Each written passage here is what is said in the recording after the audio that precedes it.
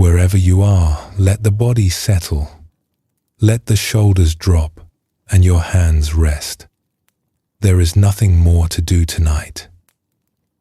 600 years ago, a Tibetan teacher named Tsongkhapa wrote, "Cherish your body.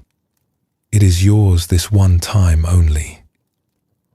The Buddha placed the body at the heart of his teaching on mindfulness, not as a problem to be solved, but as a home to return to. Tonight, through stories and teachings from the Buddhist and Zen traditions, we will walk towards that peace. Before we begin, feel free to share what time it is and where you're listening from.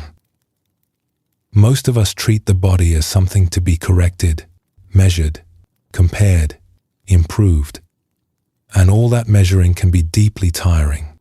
Tonight, we will explore a different way of living in a body, a way of connection instead of correction, friendship instead of argument, peace instead of pressure. There is nothing to figure out and nothing to achieve. Just rest and listen. Thank you for joining us here at Midnight Monk. Let us begin.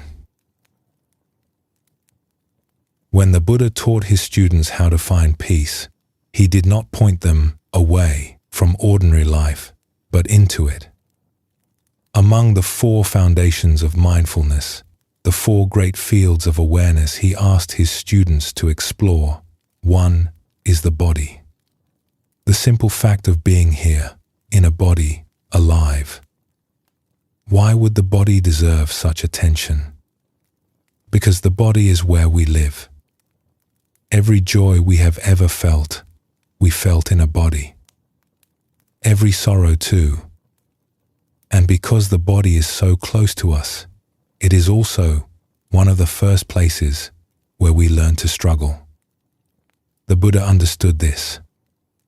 He knew that much of our suffering around the body comes not from the body itself, but from the relationship we have with it. That relationship can be a war, or it can be a friendship. The Buddha once illustrated the human experience with a striking image.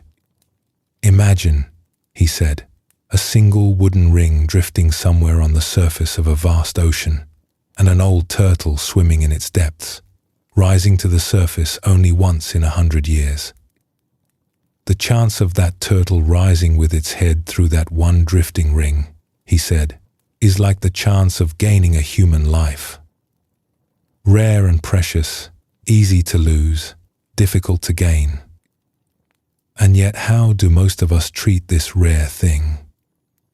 We inspect it. We criticize it. We compare it to other bodies and find it wanting. The rarest gift arrives, and we spend our years arguing with it. So, let the question be asked plainly. How much am I fighting my body? Not many of us have ever said the words out loud, and still the fight is there, running quietly under the surface of an ordinary life. There is the fight with the way the body looks, the glance in the mirror that turns into a judgment. Somewhere along the way, most of us formed a picture of how our body should be. Taller, smaller, smoother, younger, stronger. And every day, without quite meaning to, we hold the real body up against the imagined one. The real body always loses, because it is competing against something that does not exist. There is the fight with the way the body feels. Tiredness arrives, and we push through it as if it were a fault. An ache appears in the back or the knees, and we meet it with irritation, as though the body had broken a promise. Hunger, restlessness, heaviness, all treated as interruptions rather than messages. And there is the longer fight, the one with time itself. The body ages, hair changes, skin changes, strength changes. Much of the world around us treats these changes as a kind of failure, something to be fought, delayed, corrected. So we learn to greet each new sign of age the way a soldier greets an advancing enemy. Here is the gentle truth the Buddha kept pointing to. The aches, the changes, the aging, these are not the deepest source of our suffering. The deepest source is the fighting itself. Discomfort is part of having a body. War with discomfort is optional. And a war that cannot be won, fought against our own flesh and bone, is exhausting in a way we rarely admit. Some of the tiredness we carry is not from our work or our days. It is from the fight. The first step of practice is simply to see this. Nothing needs to be forced or fixed. Awareness itself begins the healing. The moment we notice that we have been at war, some small part of the war is already over. Let us explore a story about a tree. In a mountain village, long ago, there stood an old pine at the edge of the terraced fields. It had grown on rocky ground, in the path of the wind, and so it had grown bent. Its trunk curved like a drawn bow. Its branches twisted back on themselves, knotted and gnarled, reaching sideways more than upward. One autumn, a young timber merchant came through the village, buying trees for the builders in the valley below. He walked the hillsides with a practiced eye, marking the tall, straight pines with a stroke of red paint. When he came to the old bent pine, he stopped and laughed. An old farmer was resting nearby, and the merchant called out to her, "Grandmother, whose tree is this?" "It belongs to no one," she said, "or to everyone. It was here before my grandmother was born." The merchant shook his head. "What a waste of good ground. Look at it. The trunk is too crooked for beams. The branches are too knotted for planks. You could not cut one straight board from the whole of it. It is a useless tree." The old woman rose slowly and walked over to stand beside him. For a while she said nothing. Then she asked, "Useless for what?" "For timber," said the merchant. "For building. For anything." "Ah," she said. "Useless. For timber. That may be true." She laid her hand on the curved trunk. "But in the heat of summer, the whole village rests in its shade, because its branches spread wider than any straight tree on this mountain. When the storms come up the valley, the birds shelter in its hollows. My mother was married under this tree. I sat beneath it as a child, and I sit beneath it now. Every straight pine you have marked today will be cut and carried down the mountain. This one will still be here when your grandchildren are old." The merchant looked at the tree again. He was quiet for a moment. "But it is still crooked," he said at last. "Yes," said the old woman, smiling. "It is perfectly crooked. It grew exactly the way this wind and this rocky ground asked it to grow. Straight trees grow from a straight place. This tree grew from here. It is not a failed straight tree. It is a fully successful bent one." The merchant in the story was not cruel. He was simply doing what the human mind does.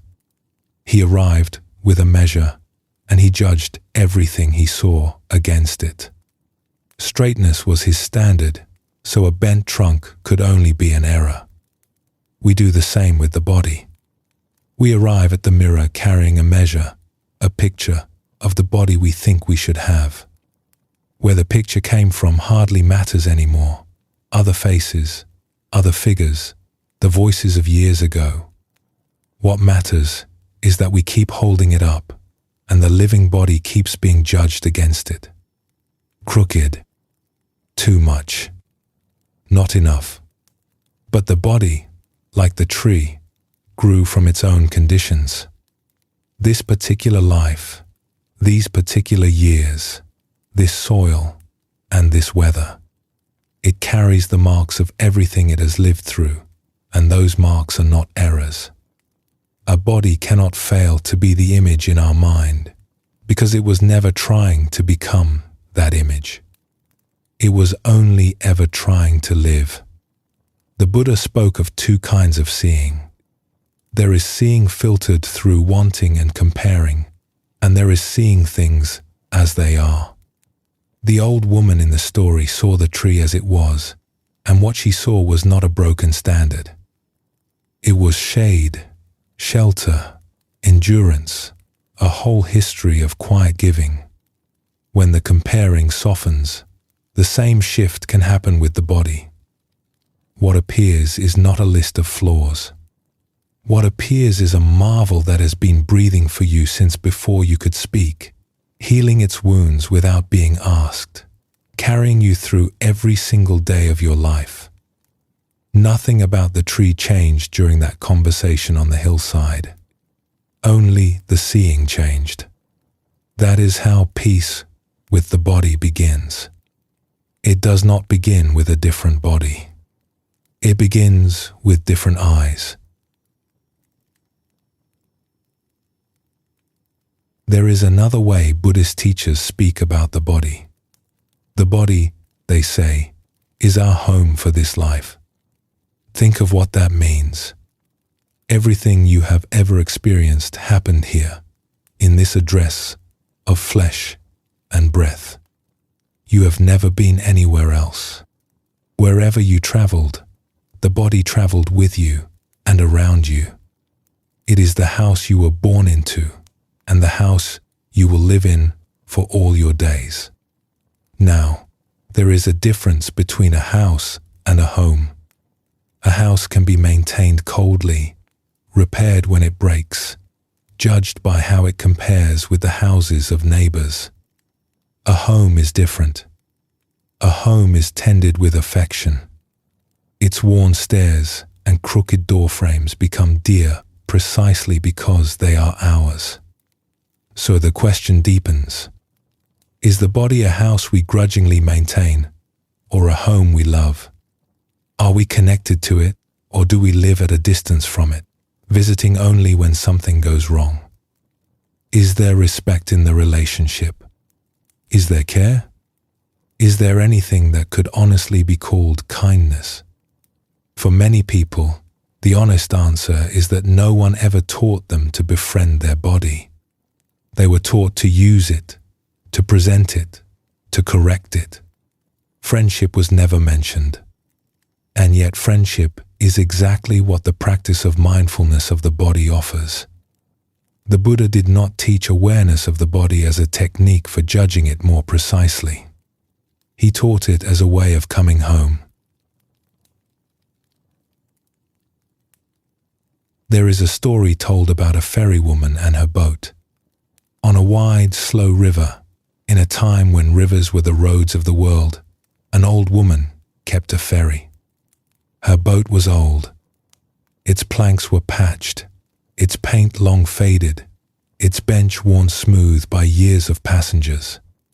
Every evening, when the last crossing was done, she would draw the boat up on the bank and tend to it. She checked its seams. She baled the water from its bottom. She ran her hands slowly along its sides, feeling for new cracks, and where she found one, she sealed it with care. One evening a merchant, waiting to cross, watched her do this and grew impatient. "Old mother," he said, "why do you fuss over this wreck every night? Look at it. It is patched in 20 places. In the city there are boats twice this size, with sails like white clouds. If you saved your coins, you could buy a proper boat and stop this endless mending." The ferrywoman continued her work. "Have you ever crossed this river in flood?" she asked. "No," said the merchant.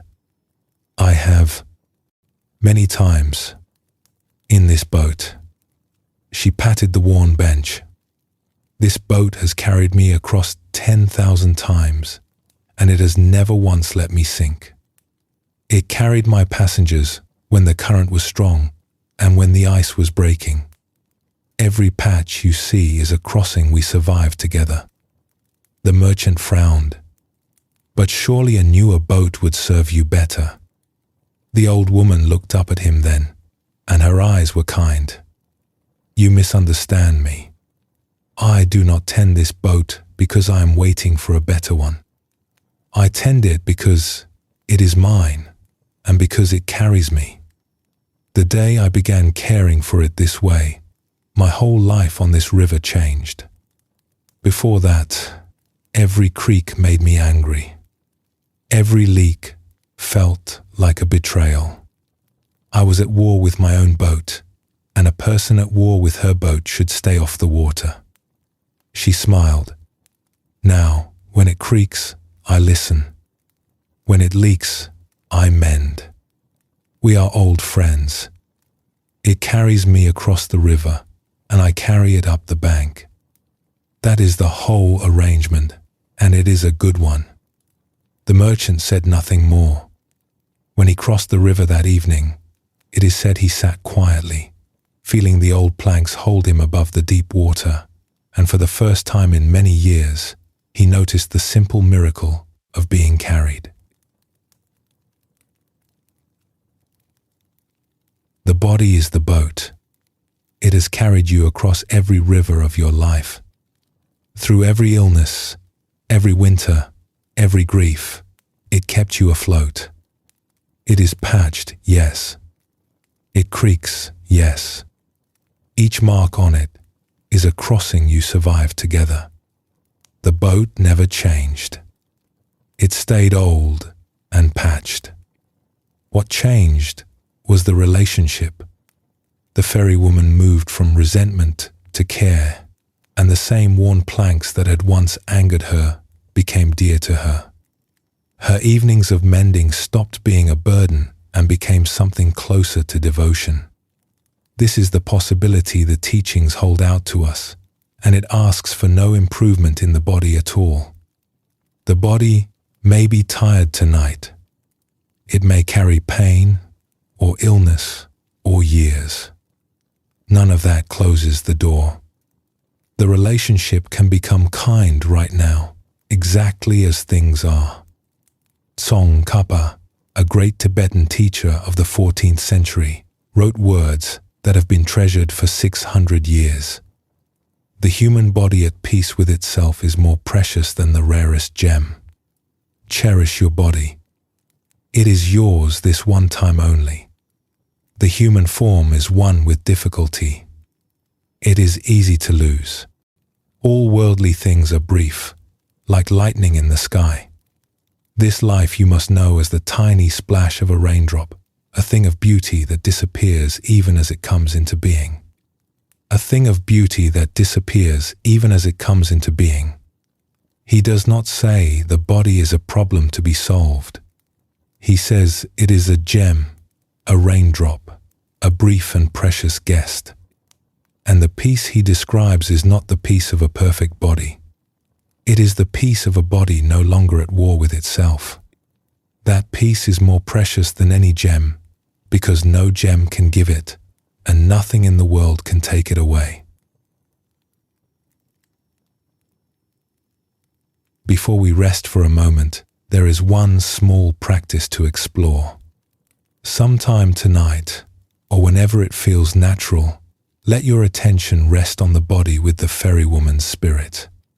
A quiet, friendly noticing, the way she ran her hand along the boat, the weight of the body where it rests, the warmth of it, the breath moving on its own, needing no help from you.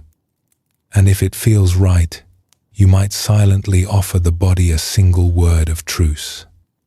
Something like, "Thank you," or "We are done fighting for tonight." The words matter less than the gesture behind them. After years of quiet war, even one moment of genuine friendliness toward the body is a real beginning. The tree did not need to become straight. The boat did not need to become new. And the body, this rare, brief, faithful companion, does not need to become anything at all before it can be loved. Let us rest here for a breath or two. Feel the body being held by whatever holds it. And when you are ready, we will continue together.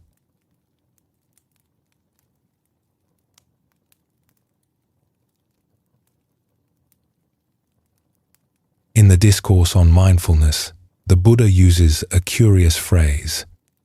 He asks his students to contemplate the body in the body.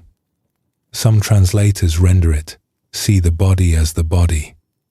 At first hearing, it sounds like nothing at all. Of course, the body is the body.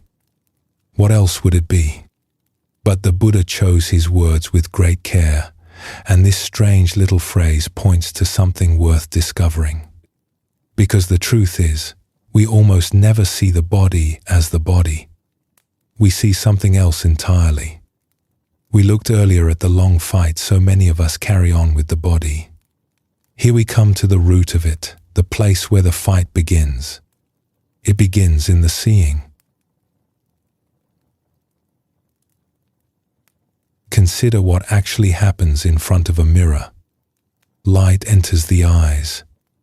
A shape appears, a face, two shoulders, a familiar outline. That much takes less than a second. And then, in the very next second, something else arrives. A verdict. Too old. Too heavy. Not what it was. The face is barely seen before it is graded. And the grade lands somewhere deeper than the skin. It lands on our sense of who we are. On a morning when the mirror seems kind, we walk out into the day, feeling worthy. On a morning when it seems harsh, something in us shrinks. This is what the Buddha meant. We do not see body in the body. We see our self-worth in the body. We see a measure of our value, our lovability, our standing among others. A neck is never just a neck. A waist is never just a waist. Everything is evidence in a trial that never ends. And the trial spreads outward. Once we have learned to read bodies this way, we read everybody this way. We walk through a market or sit in a gathering, and quietly, almost innocently, the comparing begins. Younger than me. Stronger than me. I would trade. I would never trade. It is exhausting, and most of it happens without our permission. No one chooses this habit. It is learned early, the way language is learned, absorbed from 1,000 small moments before we were old enough to refuse it. A child overhears the adults praising one kind of body and pitying another, and files the lesson away. By the time we are grown, the measuring feels as natural as seeing itself. That is the trouble with it. A habit that feels like seeing cannot easily be questioned, because it never announces itself as a habit. It presents its conclusions as plain fact, delivered in our own inner voice, and so we believe them. The Buddha saw all this 25 centuries ago, long before photographs, and he offered a different mode of seeing. Body as body, warmth as warmth, breath as breath, nothing added. He was pointing out that underneath the learned habit, the original seeing is still available, untouched, like clear water under ice. There is an old story from the mountain villages, from the days when a mirror was the rarest of treasures. A potter lived with his wife and her grandmother in a village high above a river valley. Once a year he traveled down to the great market by the river to sell his bowls and jars. It was a journey of 3 days, and he looked forward to it all year, for the market was a world of wonders to a mountain man. Silks from the south, spices that colored the air, traders whose speech he could barely follow. One year, among the stalls, He found a merchant selling small discs of polished silver, brighter than anything he had ever seen. The merchant held one up, and the potter looked into it and startled. A man was looking back at him. "Careful, friend," the merchant said, amused. "Most people jump the first time." "Who is that?" The potter whispered. "Buy it and find out." He had never seen a mirror. In his village, water in a dark bucket was the closest thing anyone knew. He bought the disc, wrapped it in cloth, and carried it home as a gift, though, on the long walk, he grew shy about it, unsure how to explain a thing he did not understand himself, and in the end he tucked it away in a chest without a word. Some days later his wife found the bundle.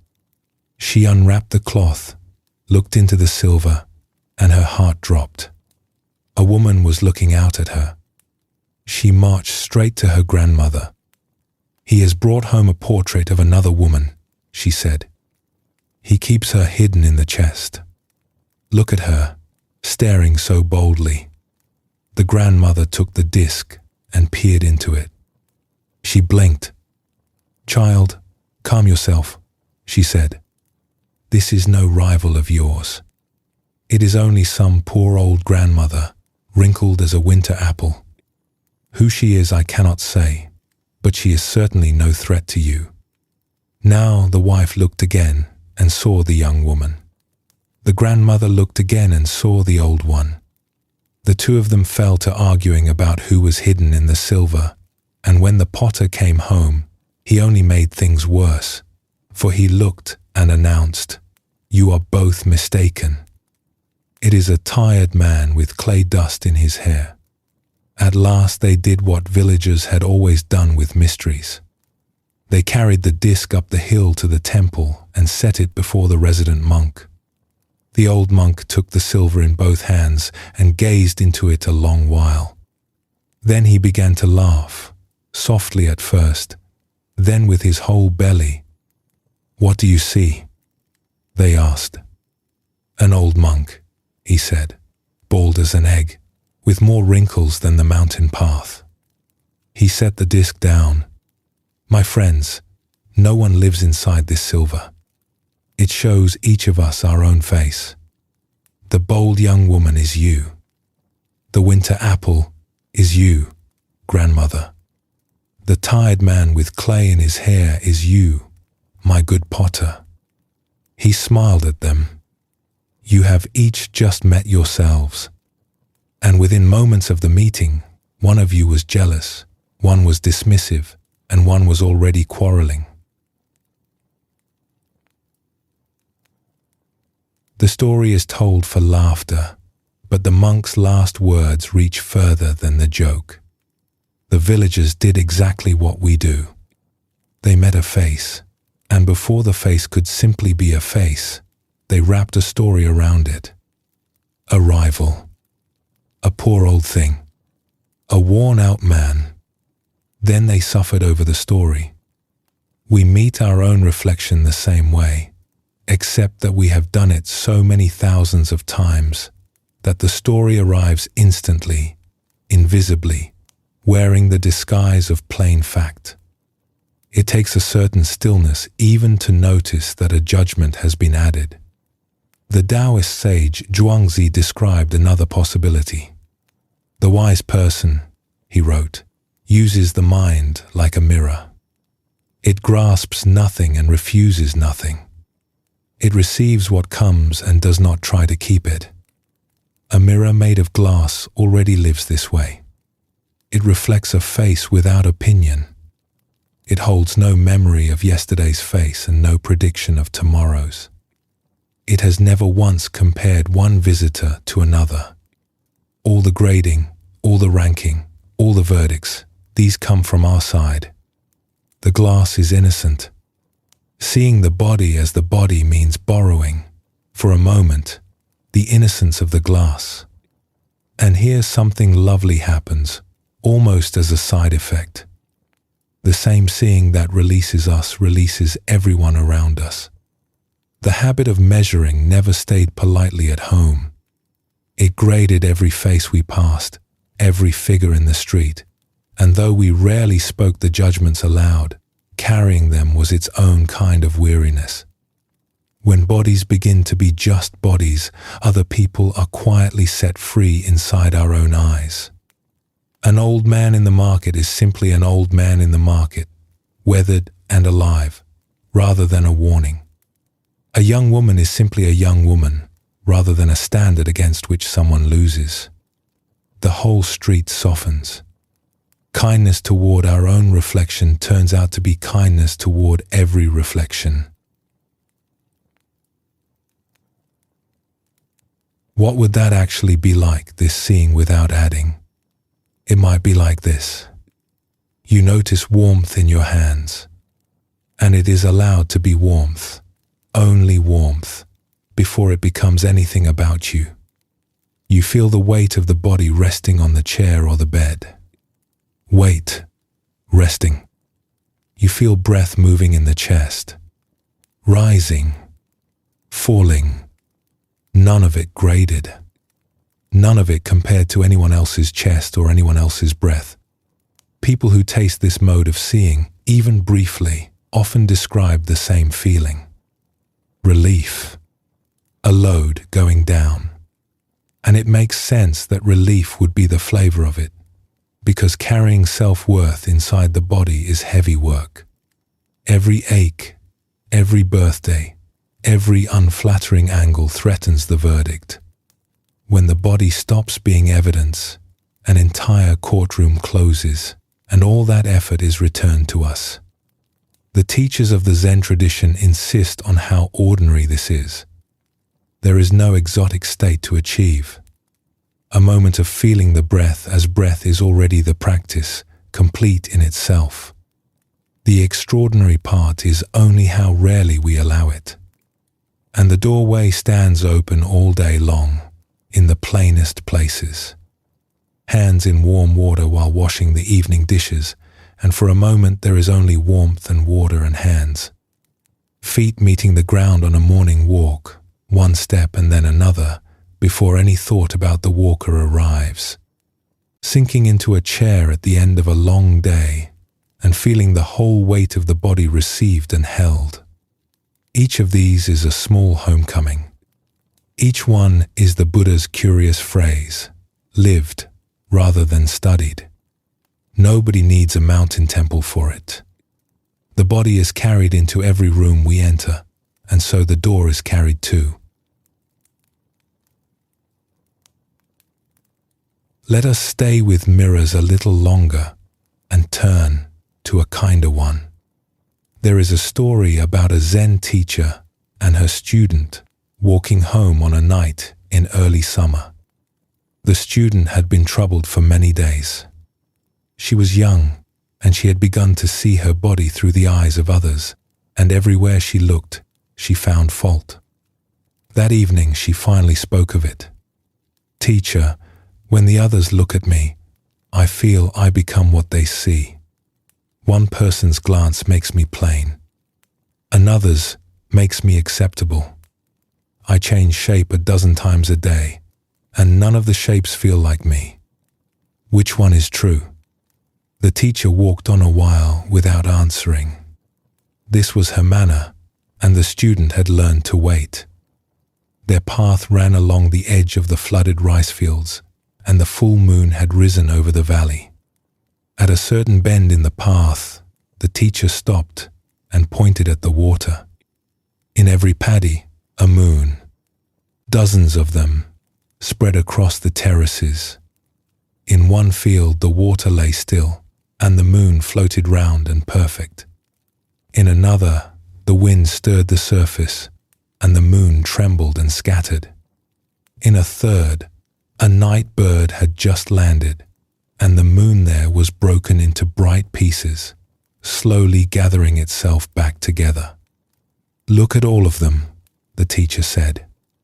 "Trembling moons, scattered moons, broken moons. Some flattering, some not. They are only reflections," said the student. Yes. And suppose one of those moons became convinced it was the real one. Suppose it lived and died by the state of its own water, despairing every time the wind blew, rejoicing every time the surface stilled. What would you say to it? The student was silent. The teacher turned her face upward, to where the one moon hung whole and unhurried above the valley. Now tell me, which puddle does the moon live in? The student looked at the shaking reflections for a long time, and then at the sky, and something in her chest unclenched. The moon is not troubled, the teacher went on, beginning to walk again. It does not rush from field to field checking on its reflections, weeping over the broken ones. It simply shines. The reflections do what water does. That is their business, and the moon leaves them to it. Every glance that lands on us, including our own glance in the glass, is water, and it does what water does. Still water one day, stirred water the next. 100 rippling images, and every one of them partial, trembling, shaped by the surface it lands on. The living body is the moon. It is the one that actually breathes, actually feels the night air, actually carries us up the mountain path. It goes on shining whether the reflections flatter it or shatter it. Dogen, the great Japanese Zen master of 8 centuries ago, loved this image. Enlightenment, he wrote, is like the moon reflected on the water. The moon does not get wet, and the water is not broken. He meant something vast by it, but a small corner of his meaning fits in the palm of the hand tonight. What is seen in surfaces cannot injure what is doing the shining. All those verdicts, all those rippling images across the years, and the body itself was never once wet. The freedom the Buddha pointed to with his curious phrase is exactly this: body in the body, moon in the sky, the image put down, and the living thing finally met. Perhaps in the coming days there will be a moment in front of a mirror, an ordinary morning, nothing special. If it happens to come to mind, there is a small experiment available. For one breath, look the way the glass itself looks. A face receiving light, eyes that have seen every day of your life. And let the verdict, whichever verdict was loading itself, simply stay unspoken for that one breath.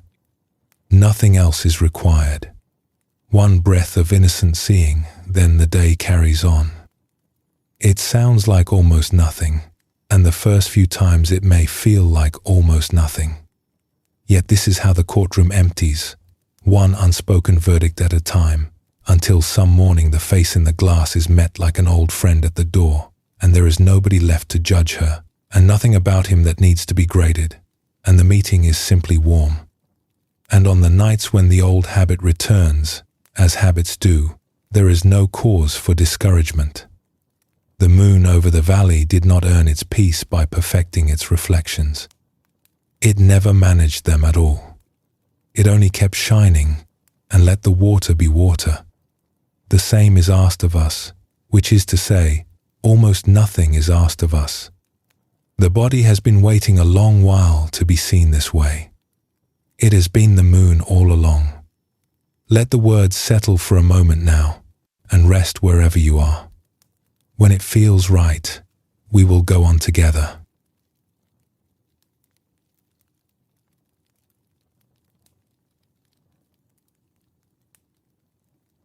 Long before anyone can speak of a feeling, the body has already spoken it.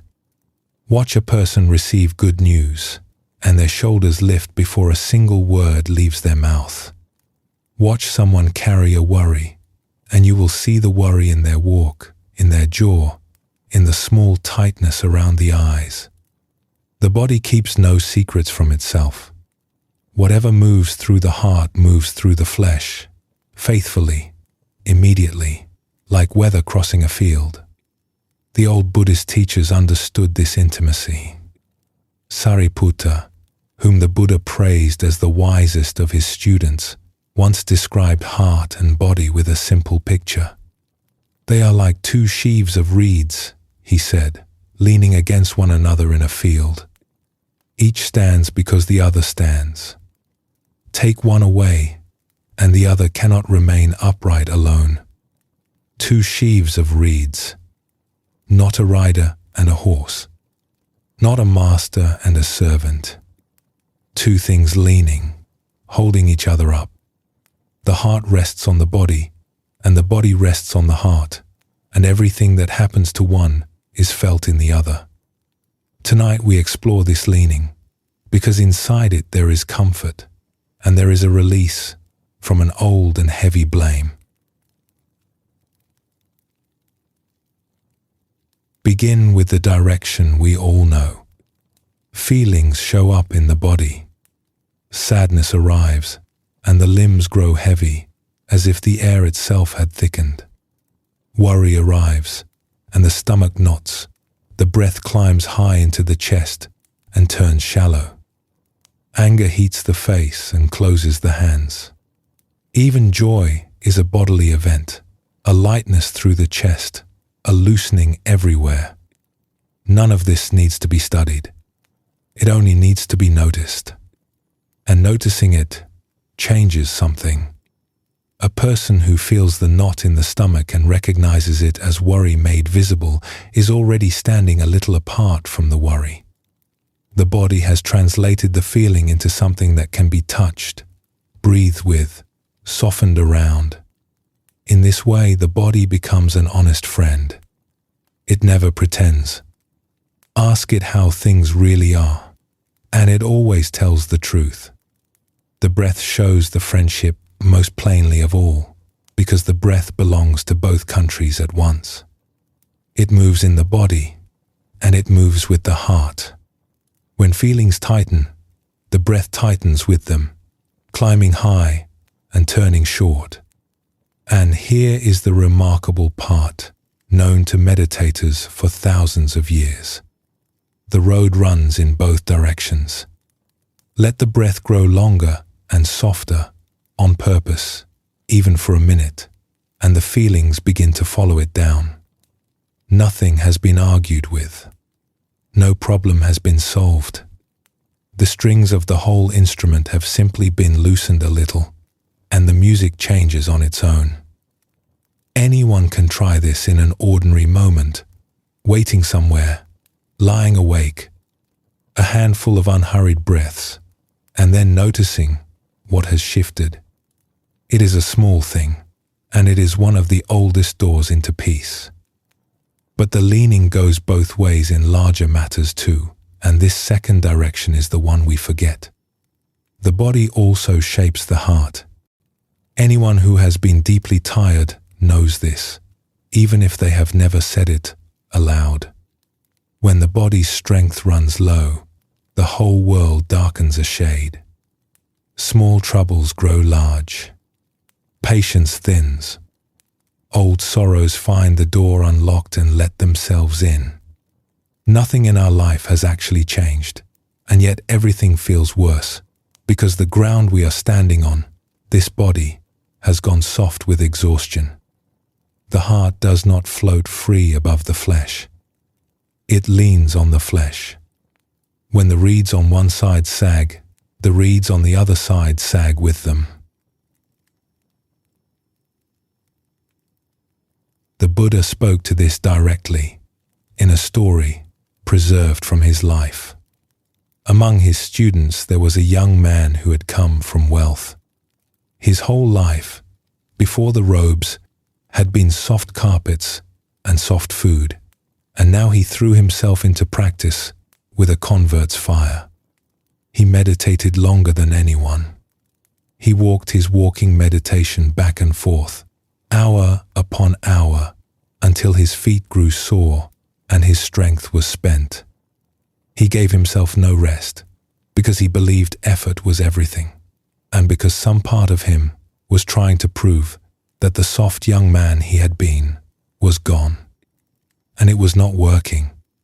His mind, instead of growing peaceful, grew ragged. The stillness the others spoke of stayed always out of reach, and the harder he chased it, the further it went. Doubt crept in. One evening, worn thin, sitting alone at the edge of the grove, he began to think of giving up the path entirely and returning to his old life. At least there, he thought, a man knew what his striving would buy him. The Buddha came to him and sat down beside him. He did not scold, and he did not preach. He asked a question. Before you came here, you were a musician, were you not? You played the lute. The young man looked up, surprised. I did, sir, since I was a boy. And you played it well? They said so. Tell me then, when the strings of your lute were stretched too tight, how was the sound? The young man almost smiled, in spite of everything. Terrible. Sharp and thin, and a string wound too tight will snap. And when the strings were too loose, no music at all, only a dull thud. And when were they at their best? When they were neither forced nor slack. Tuned to the middle, they sang. The Buddha nodded. It is the same with you. It is the same with this body and this energy of yours. Wound too tight, you snap. Left too slack, nothing sings. Tune yourself the way you tuned your lute, and the path will open. The young man took the teaching to heart. He learned to rest as carefully as he had learned to strive. And the old accounts say that in time, his practice ripened fully, and he became one of the most peaceful of all the Buddha's students. What tenderness there is in that story. The Buddha, offered a struggling student, did not diagnose a flaw in the young man's character. He pointed to the strings.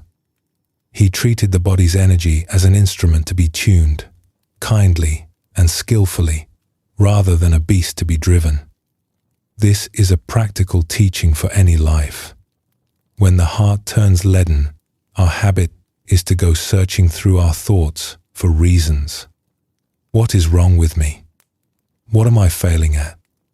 Why can I not simply be happier?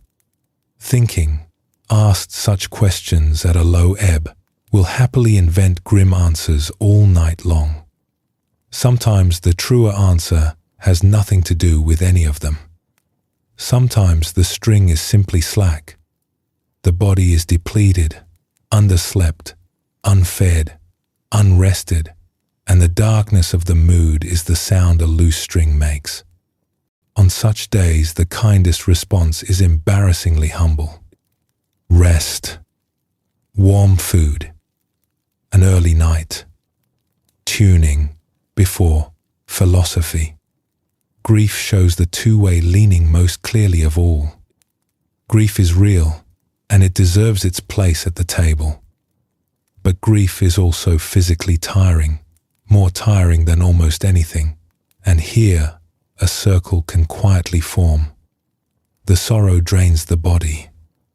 The drained body, in turn, has fewer defenses against sorrow, and so the sorrow deepens, which drains the body further.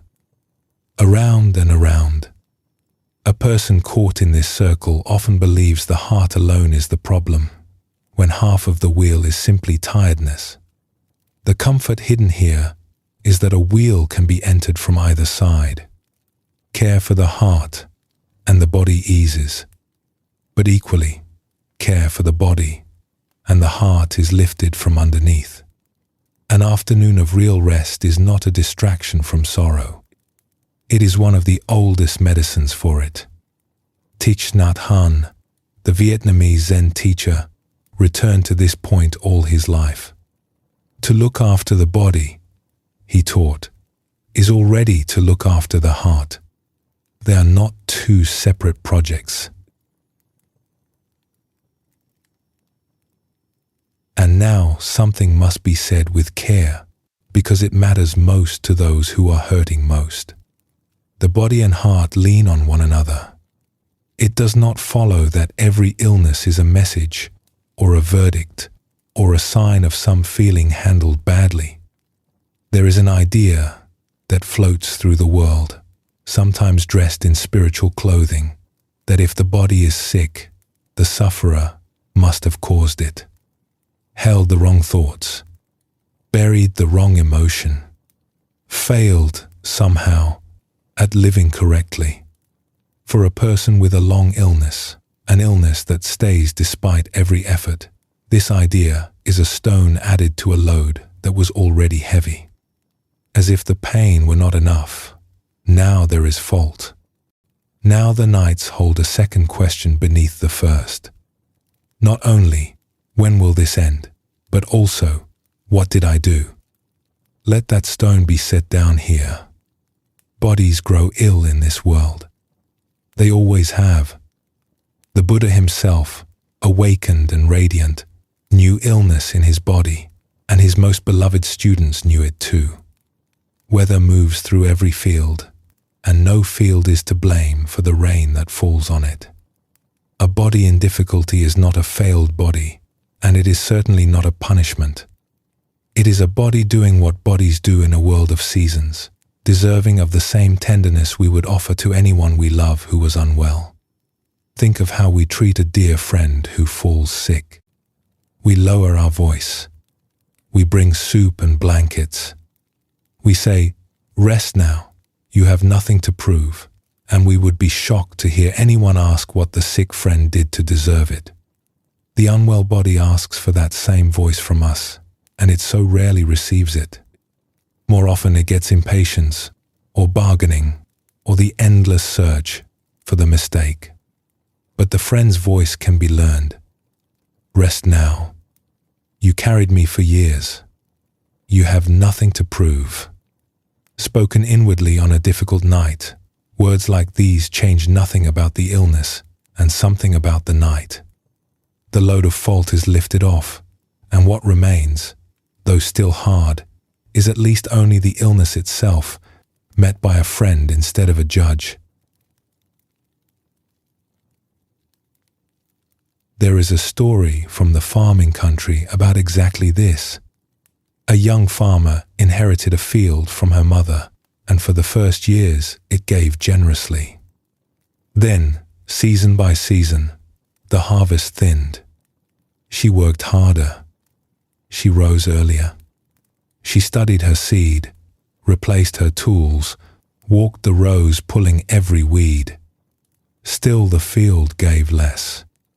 By the third poor autumn she was hollow-eyed and bitter, mostly at herself. An old neighbor, a man who had farmed that valley since before she was born, found her standing at the field's edge. "The fault is mine," she told him. "My mother never had a failed harvest. I must be doing something wrong, choosing badly, working badly. The field knows it has a fool for a keeper." The old man said nothing at first. He stepped over the low wall, knelt, and took a handful of soil. He held it a long moment, crumbled it slowly between his fingers, smelled it. "Your seed is good," he said. "Your work is good. Your mother would find no fault in you." He let the soil fall. "The ground is tired. That is all. It has given and given, year upon year, and no one ever gave it a season to rest. Tired ground is not a judgment on the farmer. It is only tired ground. Then what do I do?" "Less," he said. "Let the field lie fallow through the next turning. Feed it and ask nothing of it. Rest is also farming, the oldest kind." She could hardly bear to do it. A resting field looked, to her striving heart, like an admission of defeat, and all that first fallow spring she avoided the eyes of the other farmers, certain they were judging the idle ground. But she trusted the old man, and she let the land lie. She spread it with what would feed it, and walked its edges without demanding anything, and slowly, walking there, she noticed things she had never had time to see. The return of certain birds, the soil darkening, something in herself unwinding alongside the field, some tightness she had carried so long she had stopped feeling it. When she sowed again after the rest, the field answered the way it had answered her mother, full and green. And she understood that the harvest had never been the only thing restored. The field never needed a better farmer. It needed a kinder one. And so it is with this body. When it flags, when it aches, when it cannot do what it did before, the striving heart hears failure and starts assigning blame. The wiser voice, the old neighbor's voice, kneels down and says something simpler. Tired ground is tired ground. Nothing here is guilty. Feed it. Let it rest. Rest is also farming. There is a dignity in resting that our striving age has forgotten, and the old traditions remembered. In the monasteries of every Buddhist land, the day is not one unbroken labor. The bell rings for work, and the bell rings for stillness. The two are given equal honor because the teachers who built those rhythms understood the lute strings well. They knew that a community wound tight in permanent effort would snap, and that wisdom needs fallow seasons in which to ripen, unwatched, underground. Perhaps in the days ahead there will come a low afternoon, a heaviness of mood arriving from nowhere.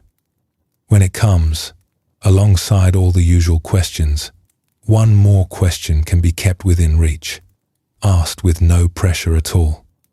How is the ground? Has this body slept, eaten, rested, been outdoors under the sky? Sometimes the answer will point somewhere true, and the response will not be another round of self-examination, but a meal, a walk, an early night. The string tuned rather than the soul interrogated. And sometimes the direction will reverse itself, and the heart will be the one that needs the tending, with the body waiting patiently downstream. A conversation with someone kind. A sorrow finally allowed its tears. These two are ways of caring for the flesh, though no medicine is involved, because whatever loosens the heart, loosens the shoulders with it. There is no need to master any of this, or to get the diagnosis right. It is enough to remember that the two lean on one another, and to offer care to whichever one is within reach. The care always finds its way to both. Two sheaves of reeds, leaning together in a field. Tend either one, and both stand a little taller. That is the whole teaching, and it has been waiting in the body all along. Take a slow breath here, and let it leave at its own pace. Nothing needs to happen for a moment. Then, whenever you are ready, we will continue on together.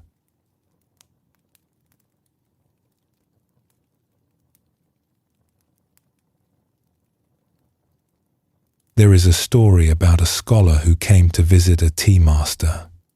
The scholar was a brilliant man and a busy one. He had read every book in the province, and his mind ran day and night like a mill wheel.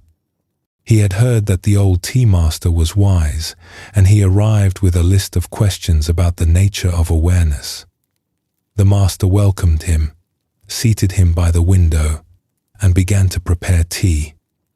The scholar talked while she worked.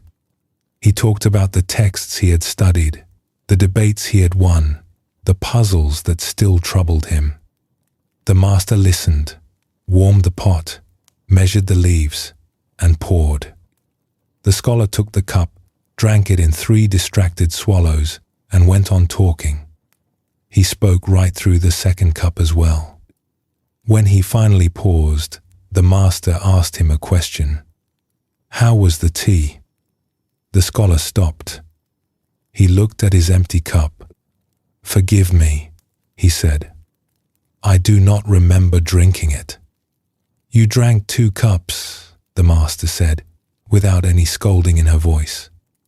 "It was a fine tea. Mountain leaves, picked this spring. You held the cup, and the warmth was in your hands. You drank, and the taste was on your tongue. And you were not there for any of it." She rinsed the pot and began again, unhurried. When the 3rd cup was poured, she set it before him and said, "This time, only drink." The scholar lifted the cup. He felt its heat come into his fingers. He felt the steam touch his face before the rim touched his lips. He tasted the tea, its slight sweetness, its whisper of smoke, the warmth traveling down into his chest and spreading there like a small sunrise. It took a minute, perhaps 2. He set the cup down, and his eyes were different. "Now you have had tea," said the master. "All the questions on your list are about awareness." That was awareness. You have been drinking your whole life the way you drank the first 2 cups. Most of us drink the first 2 cups, not only of tea, of everything. We eat meals while planning other meals. We walk to places without ever feeling a single step. We wash, dress, sit, stand, lie down, and the whole time we are elsewhere, up in the story of the day, rehearsing and remembering. The body goes on faithfully living, tasting, touching, carrying, and nobody is home to receive any of it. Whole years can pass this way. A life can pass this way. The Buddha offered a remedy so simple it can be missed. In the discourse on mindfulness, he taught, when walking, a practitioner knows, "I am walking." When standing, one knows, "I am standing." When sitting, one knows, "I am sitting." When lying down, one knows, "I am lying down." That is the whole instruction. Hearing it, the scholar in each of us wants to object. Surely there is more. Surely wisdom is made of rarer material than knowing that you are sitting while you sit.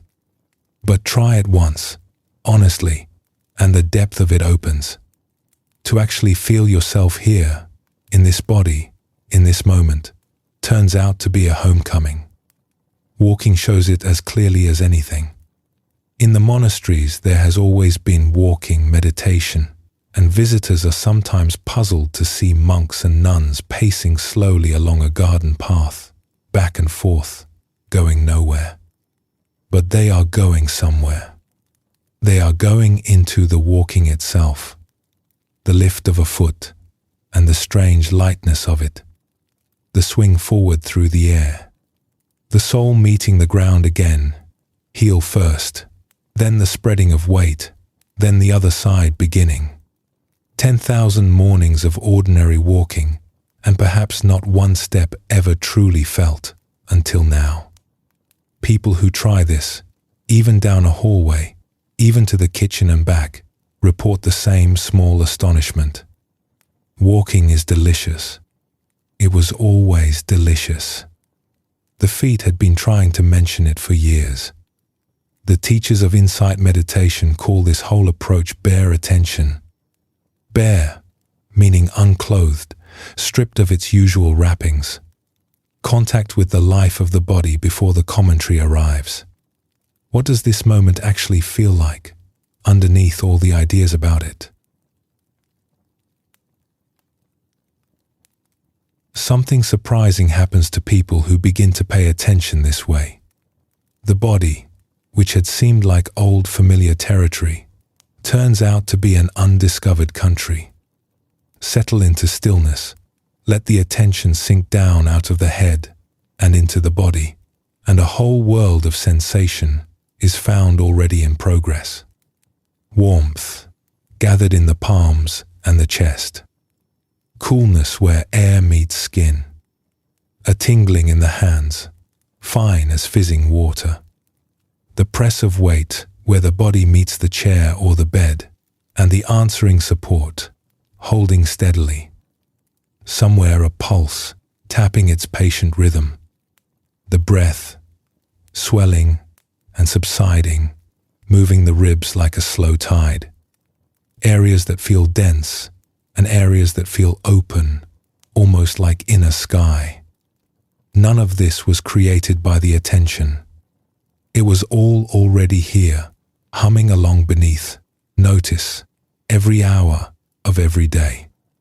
The attention only arrived, at last, to receive it. Meditators often describe the feeling of this discovery with the same word the scholar might have used about his third cup of tea. Alive. The body comes alive. More truthfully, the body was always alive, and we came back to life alongside it. And there is a kindness built into this landscape. It asks for no achievement. The sensations are not a test with right answers. Whatever is found, warmth or coolness, tingling or stillness, is the correct finding, because it is what is true right now. In a life full of performances, here is one place where simply showing up is the whole of it. Sometimes, exploring this way, a person finds a region where nothing much can be felt at all. The attention arrives at a shoulder or a stretch of the back, and it is like knocking on a door with no answer. Blankness, numbness. This troubles some people. They wonder if something is wrong with them, or start hunting for a hidden meaning in the silence. No such hunt is needed. In the field of the body, some regions simply speak more loudly than others, and some have been unlistened to for so long that they have grown out of the habit of speaking. Nothing is wrong. The counsel of experienced meditators here is friendly and patient. Rest the attention in the region anyway, without demanding anything from it. Ask softly, how does it feel here, even if the answer is only stillness? Visit it kindly and often. The silent places begin, in their own time, to murmur again. Sensation returns like grass returning to a trodden path once people stop walking on it. There is no forcing this, and no need to force it. Let us turn to a story about hands that learned to listen. In a town at the foot of a great mountain, there lived a maker of bamboo flutes. Her flutes were famous through the whole region. Traveling musicians would walk for days to buy one, and they said no other instrument sang with such a voice. The maker was old, and she had been blind since her middle years. A young apprentice came to learn from her. For the first weeks he mostly watched, and what he saw confused him. The old woman would sit with a length of bamboo in her lap for the better part of a morning, doing, as far as he could tell, nothing. Her fingers traveled the surface slowly, end to end and back. She would lift it, balance it, tap it and hold it against her ear, run her thumbnail along the grain, breathe across its opening, and then sit again with her hands wrapped around it as if warming it. At last the apprentice could not hold his question. "Master, forgive me. The other flute makers I have seen work quickly. They measure, they cut, they are done by noon. You spend a whole morning only holding the bamboo. What are you doing all that time?" The old woman smiled. "I am listening, but you have not yet played it. There is nothing to hear. There is everything to hear." She held the bamboo out to him. "Here, take it in your hands. Tell me what you feel." He took it. "Bamboo," he said. "Smooth. A little cool. That is how it feels from the doorway," she said. "Come further in. Where is it heavier, the root end or the crown? Where does the grain run straight, and where does it wander? There is a place where the walls grow thin, about a hand's width from the top. Have your fingers found it? That thin place will decide the voice of this flute." The apprentice held the bamboo a long time. Slowly, uncertainly, his fingers began to find things. A faint ridge, a warmth where his palm had rested, a difference, hard to name, between one end and the other. "When I could see," the old woman said, "I worked quickly, like the makers you speak of. My eyes told me a story about each piece, and I believed the story, and I cut. My flutes were good. After my eyes closed, I thought my craft was finished. But sitting with the bamboo, because sitting was all I could do, my hands began to teach me. They found what my eyes had been too quick to notice. Every piece of bamboo is its own country, and my hands learned to travel it." She took the flute back and rested it in her lap. "People say my flutes sing better now than they ever did. I will tell you the secret, and it is no secret. I stopped looking at the bamboo, and I began to feel it." The apprentice was silent a while. Then he asked, "How long will it take for my hands to learn what yours know? How long did it take you to learn not to feel?" She said, "You were not born at the doorway. As a small child you lived in your hands, in your whole body. Every stone and every puddle was a wonder to you. Then the years taught you to hurry past all of it. So do not ask how long the learning takes. It is a remembering, and remembering begins the moment you sit down and hold something as if it mattered." She passed the bamboo back to him.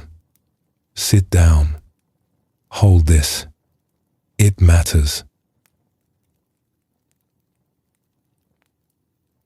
The apprentice held that piece of bamboo the way most of us hold our own bodies. From the doorway, a quick glance of attention, a one-word report. Fine. Tired. Sore. Then away again, back up into the thinking. The flute maker shows what becomes possible when attention moves in and stays a while. Sensitivity is not a gift given to a few. It is a capacity, and it grows with use, in every person, at any age. The hands of the old woman were ordinary hands. Years of patient listening made them extraordinary. Attention works on the body's felt sense exactly as it worked on her bamboo. The more often we visit the life of the body, the more finely it speaks, until regions that once reported a single blunt word offer a whole vocabulary. And her word for it was the right one. Remembering. Every one of us once lived the immersed life. A small child does nothing else. Watch one discover their own feet, or stand entranced by warm bath water running through their fingers, and you are watching bare attention in its original, unschooled form. That capacity was never lost. It was only papered over by hurry, and it waits under the paper, intact, for as long as we live. People who practice for some time notice this refinement extending outward in a lovely direction. The body reveals itself as an instrument in its own right, strung and resonant. Sit in stillness near a temple bell or any deep sound, and the tone can be felt ringing faintly through the chest, the sound landing in the body and not only in the ears. Bird song at dawn arrives as a small brightness along the skin. Even silence has a texture, felt from inside. The body, listened to, turns out to be listening to everything. Nothing about any of this requires a retreat or a cushion or a single spare hour. The third cup of tea is poured many times a day, in every life. Thich Nhat Hanh, the Vietnamese Zen teacher, liked to make the point with the humblest chore in the house. Wash the dishes, he taught, in order to wash the dishes. Most of us wash the dishes in order to be finished with the dishes, hands working in the suds while the mind is already in the next room, and so those minutes of living are simply thrown away. But stand at the sink with attention in the hands, feeling the warm water, the smooth turning of each bowl, the small completions one after another, and the chore becomes a resting place. Nothing was added to the evening. The evening was only, at last, received. There is the first taste of something warm in the morning. There is the moment of stepping outside and meeting the air. There is water on the hands, the ground under the feet on any short walk, the release of finally sitting down after a long day, the weight of a blanket settling over the body at night, the pillow accepting the head. Each of these is an open doorway back into the body, and walking through takes only as long as one breath. Nobody manages it constantly, and constancy was never the point. A few honest arrivals a day, a few moments of actually being where the body is, and something begins to change in the background of a life. The undiscovered country starts to feel like home ground. The body stops being luggage we drag from task to task and becomes the place we live, furnished with warmth and breath and small sensations, most of them pleasant, nearly all of them ignored until now. Even here, right now, listening, the whole field is on. Warmth somewhere, weight resting down, breath arriving and leaving on its own schedule. The third cup, already poured. And there is one more thing the flute maker knew. The listening changes the relationship. Bamboo held for a whole morning stops being raw material and becomes something known, almost befriended, and the hands that know it work on it with a different tenderness afterward. A body visited this way, morning after ordinary morning, undergoes the same change. It stops being equipment. It becomes familiar country, walked and loved, with its warm regions and its shy, silent places and its steady tides of breath. The wisdom traditions all say that love follows attention. Whatever we attend to grows dear to us. That is the deeper gift hidden inside so simple a practice. Attend to the body, and without any effort at all, affection begins to grow where the argument used to live. Stay with the hum of it for a moment, wherever you notice it most easily. There is nowhere else to be. And whenever it suits you, we will keep walking together.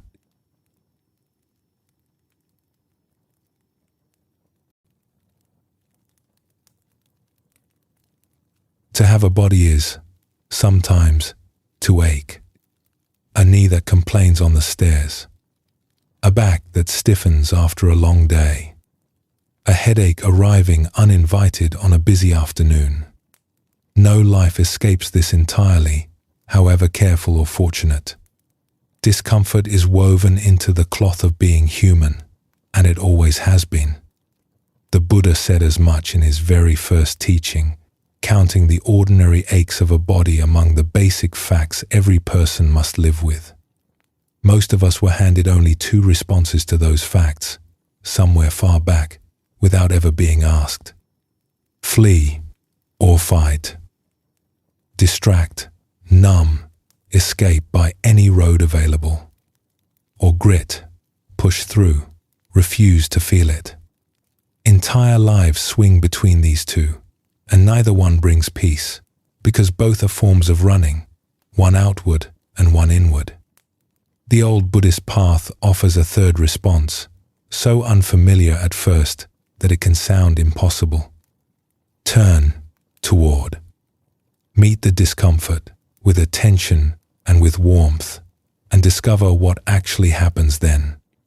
What the Buddha taught here is where the path opens. The facts of the body cannot always be chosen. The relationship with those facts can, and it is the relationship, far more than the ache itself, that decides how much a person suffers. Meeting discomfort wisely is not an endurance contest. In the meditation halls of every tradition, there have always been a few students who treat pain as an opponent to be outlasted, sitting rigid through misery, collecting invisible medals. The genuine teachers have always waved this away. There are no medals. Nothing is proven by gritting the teeth. When a position truly hurts, the instruction in insight meditation is to adjust it, slowly, with full attention, honoring the body's request. The wisdom we are after is made of kindness and curiosity, never of clenching. And the adjustment itself, taught this way, becomes part of the practice, rather than an interruption of it. A knee complains during sitting. The meditator feels the complaint clearly, decides to move, and then moves at half speed, feeling everything. The intention forming, the muscles gathering, the slow shift of weight, the settling into the new position, and then the arrival of relief, which deserves its own moment of full attention, because relief is one of the sweetest sensations a body offers, and it is almost always wasted, spent unnoticed while the mind hurries elsewhere. Discomfort attended, movement attended, ease attended. Nothing was endured, nothing was fled, and the whole small journey was made in awareness. That is the spirit of everything that follows. Begin with something anyone can notice, tonight or any day. When an ache appears somewhere in the body, watch what the rest of the body does. Almost always, it braces. A soreness lives in one shoulder, and soon the other shoulder has crept upward. The jaw has set, the hands have curled, the breath has gone shallow. Around one small territory of discomfort, a whole nation mobilizes. Most of this happens without any decision, an old reflex doing what it has always done. Here then is the first kindness, and it asks nothing of the ache itself. Let the rest of the body stand down. The jaw can soften. The hands can open. The breath can drop back to its own easy depth. The shoulder that was never hurting can stop guarding the one that was. Frequently, when the bracing melts, the original ache turns out to be smaller than it seemed, the way a noise in the night shrinks once the fear around it is gone. And even when the ache is unchanged, the person now carries one burden instead of two.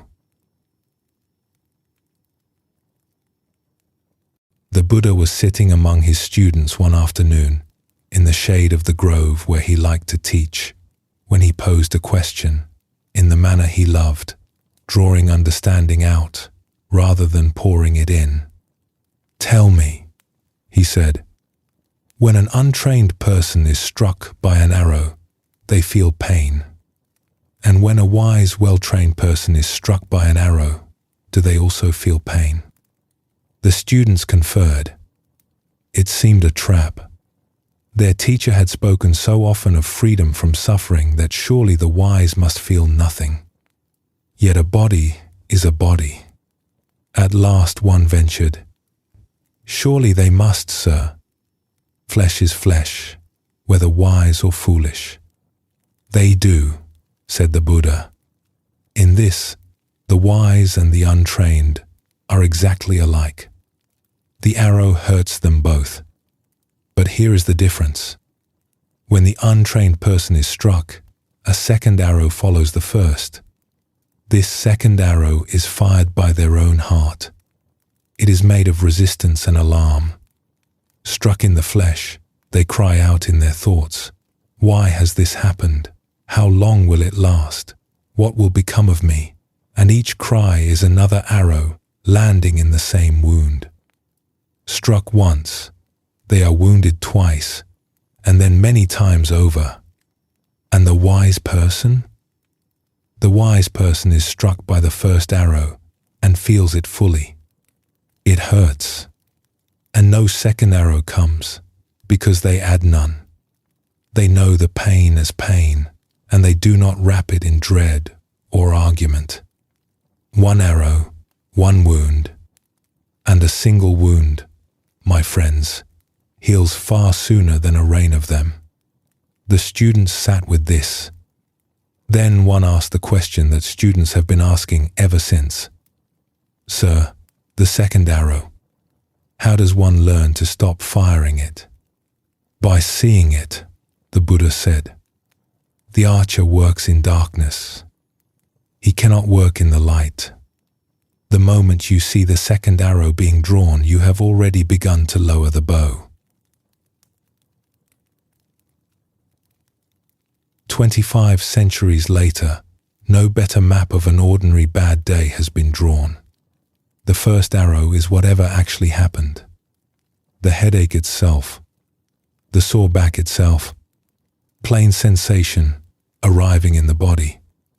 The second arrow is everything the mind fires afterward. Why me?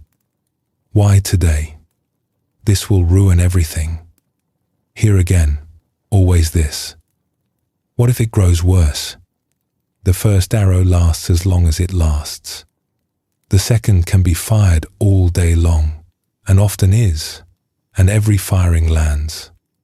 The teaching is full of mercy once it is heard properly. It never asks anyone to pretend the first arrow does not hurt.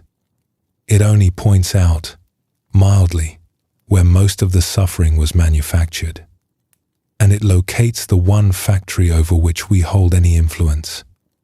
The second arrow is optional, not easily declined at first, but optional. Simply knowing the two arrows apart, learning to say inwardly, "Ah, first arrow, and there, that dread just now, that was a second one," begins to slow the archery down. What remains, the plain ache, turns out again and again to be more livable than the storm that was gathered around it. Many of the second arrows, looked at closely, turn out to be made of time. An ache visits in the evening, and the mind immediately summons its whole history. It remembers last month's version of it, stitches the two together, and announces a pattern. Then it turns to the future and drafts forecasts. Tomorrow ruined, next year shadowed.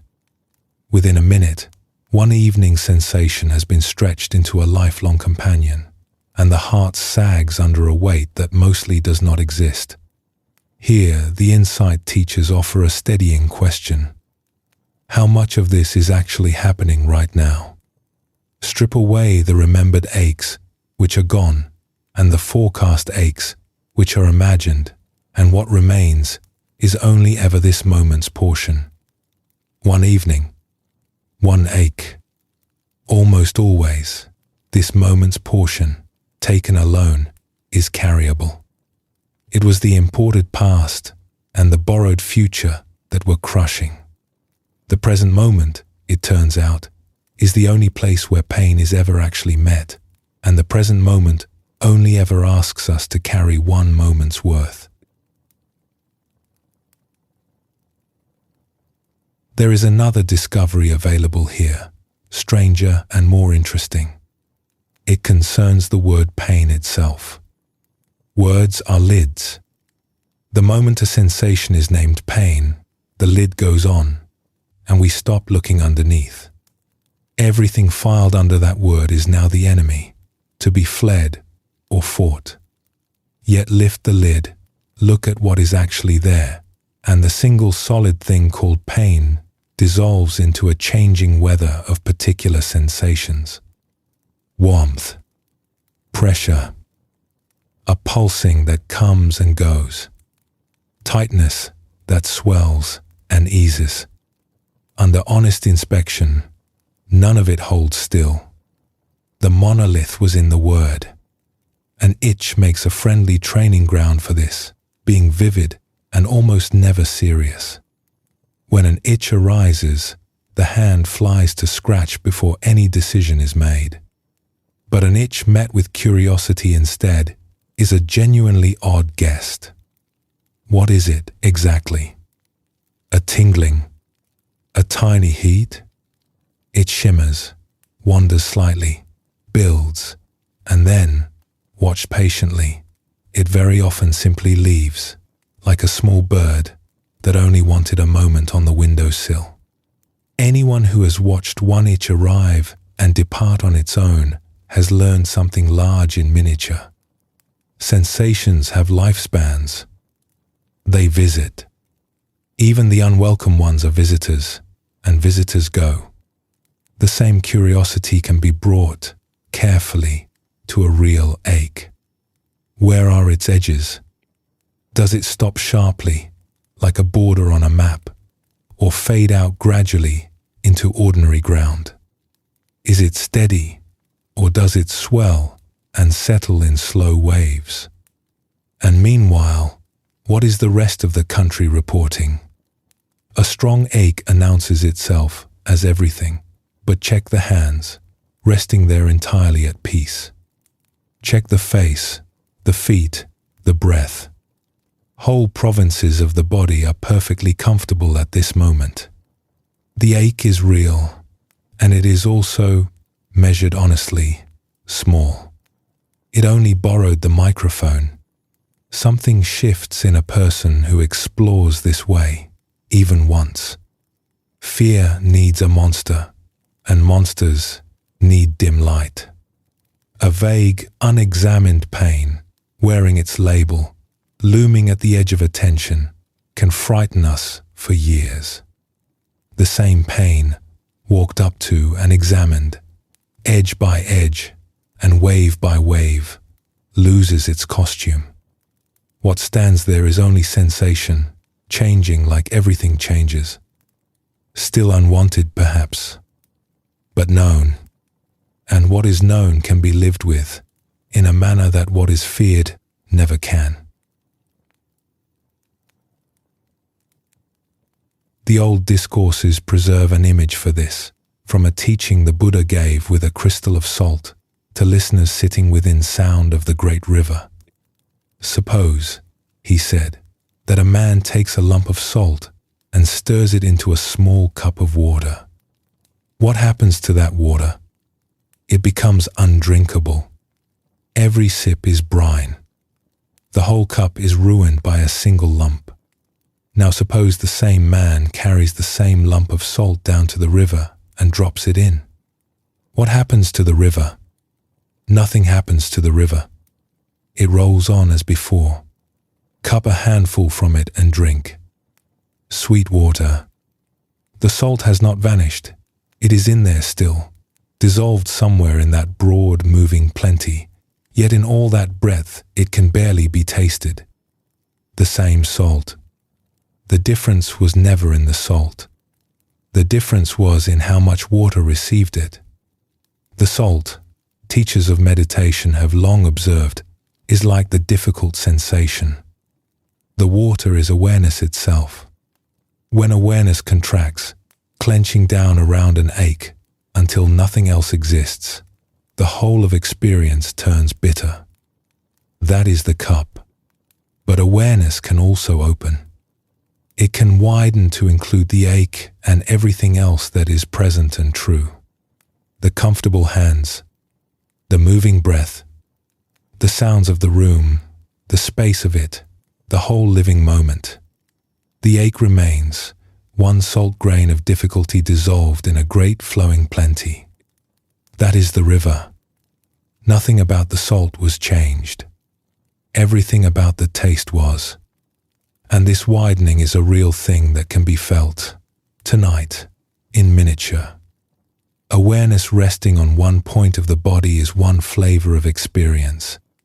The same awareness invited to hold the whole body at once, from the crown of the head to the soles of the feet, all of it present in one open field, is a different flavor entirely. Roomier, cooler. Anything difficult inside that field immediately has company, and company changes it. The teachers of the Thai forest tradition sometimes describe a mature awareness as being vast, like space itself, which nothing can burn and nothing can stain. Long before any such vastness, even a little widening brings a little of that ease. So there are two lenses, and both belong in the traveler's bag. There is the close lens of curiosity, moving in to see what an ache is actually made of, watching the lid come off the word. And there is the wide lens of spaciousness, drawing back until the ache takes its true, modest place within the river of the whole. Different moments call for different lenses. What the two share is the important thing. Both are forms of turning toward, and everything the ache gains its power from lives in turning away. Beneath all of these explorations, one movement is being learned. The softening of aversion. Aversion is the push, the instant no of the heart against what hurts. It is so fast and so old that it feels like part of the pain itself, but it is a separate thing, an added thing, a fist closed around a thorn. And a fist can learn to open. Not by force, since forcing is just aversion wearing a new coat, but the way any tight thing opens, gradually, with warmth, with patience, finger by finger. Ease the pushing, even slightly, and something extraordinary is discovered. A portion of what was called pain was never the thorn at all. It was the grip. Relax the aversion. Meditators who work with discomfort return to this phrase like a well, because the softening is never finished once and for all. The no reforms, is noticed, is released again, dozens of times in a sitting, hundreds of times in a difficult season. Each release is small. The accumulation is not. People living with long discomfort who practice this way describe a change that sounds impossible from the outside and is entirely real from within. The sensation continues, and the suffering thins. Something that was a war becomes, slowly, a weather. Still unwelcome, still wearying at times, but no longer an enemy, and a life stops organizing itself around the fighting. Perhaps some evening this can be explored in the smallest way, with the mildest discomfort available. A minor stiffness, a faint headache, a leg that wants stretching.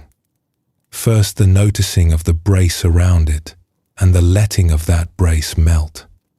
Then, if it feels right, one of the two lenses for a few breaths, the close look or the wide river.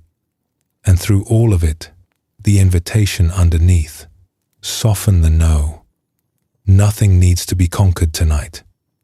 The ache and the person can simply sit together for a moment without a fight, two old companions on the same journey, resting. That is enough, and more than enough. Let the whole body loosen now, wherever loosening wants to happen. Take your time in the stillness, and when you are ready, we will continue together.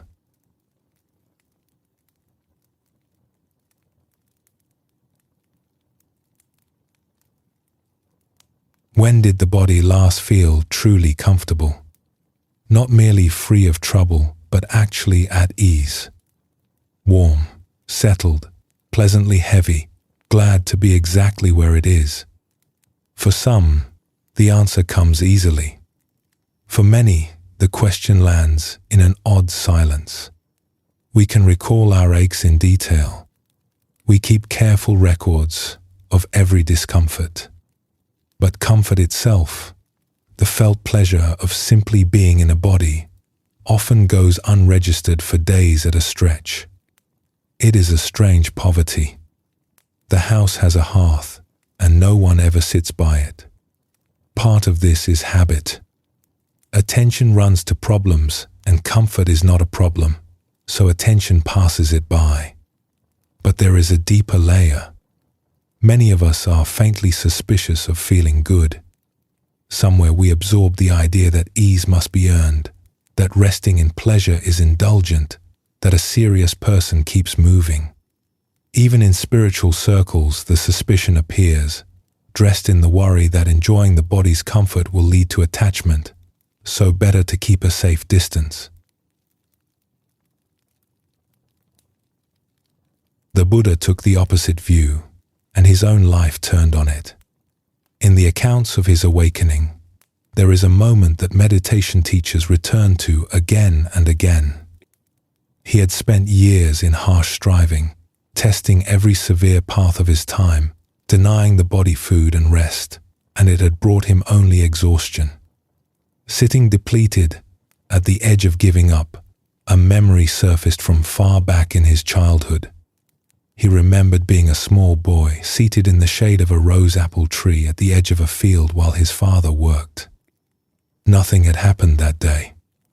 He had simply sat there, and a wave of ease had risen in him, cool and complete, body and heart at rest together, happy for no reason at all. Recalling it, he asked himself a question that changed everything. Why am I afraid of that happiness? There was nothing unwholesome in it.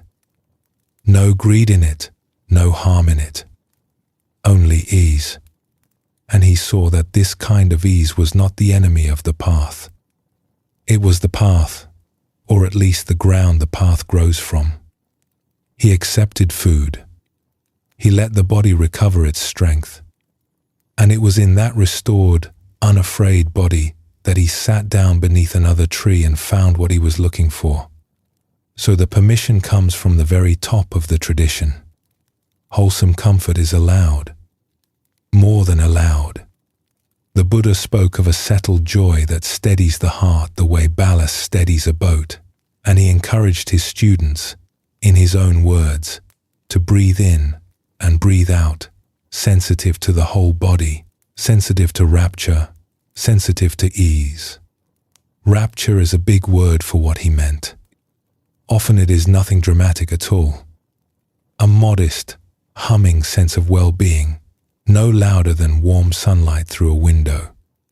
He asked his students to learn to feel that, which means it can be learned.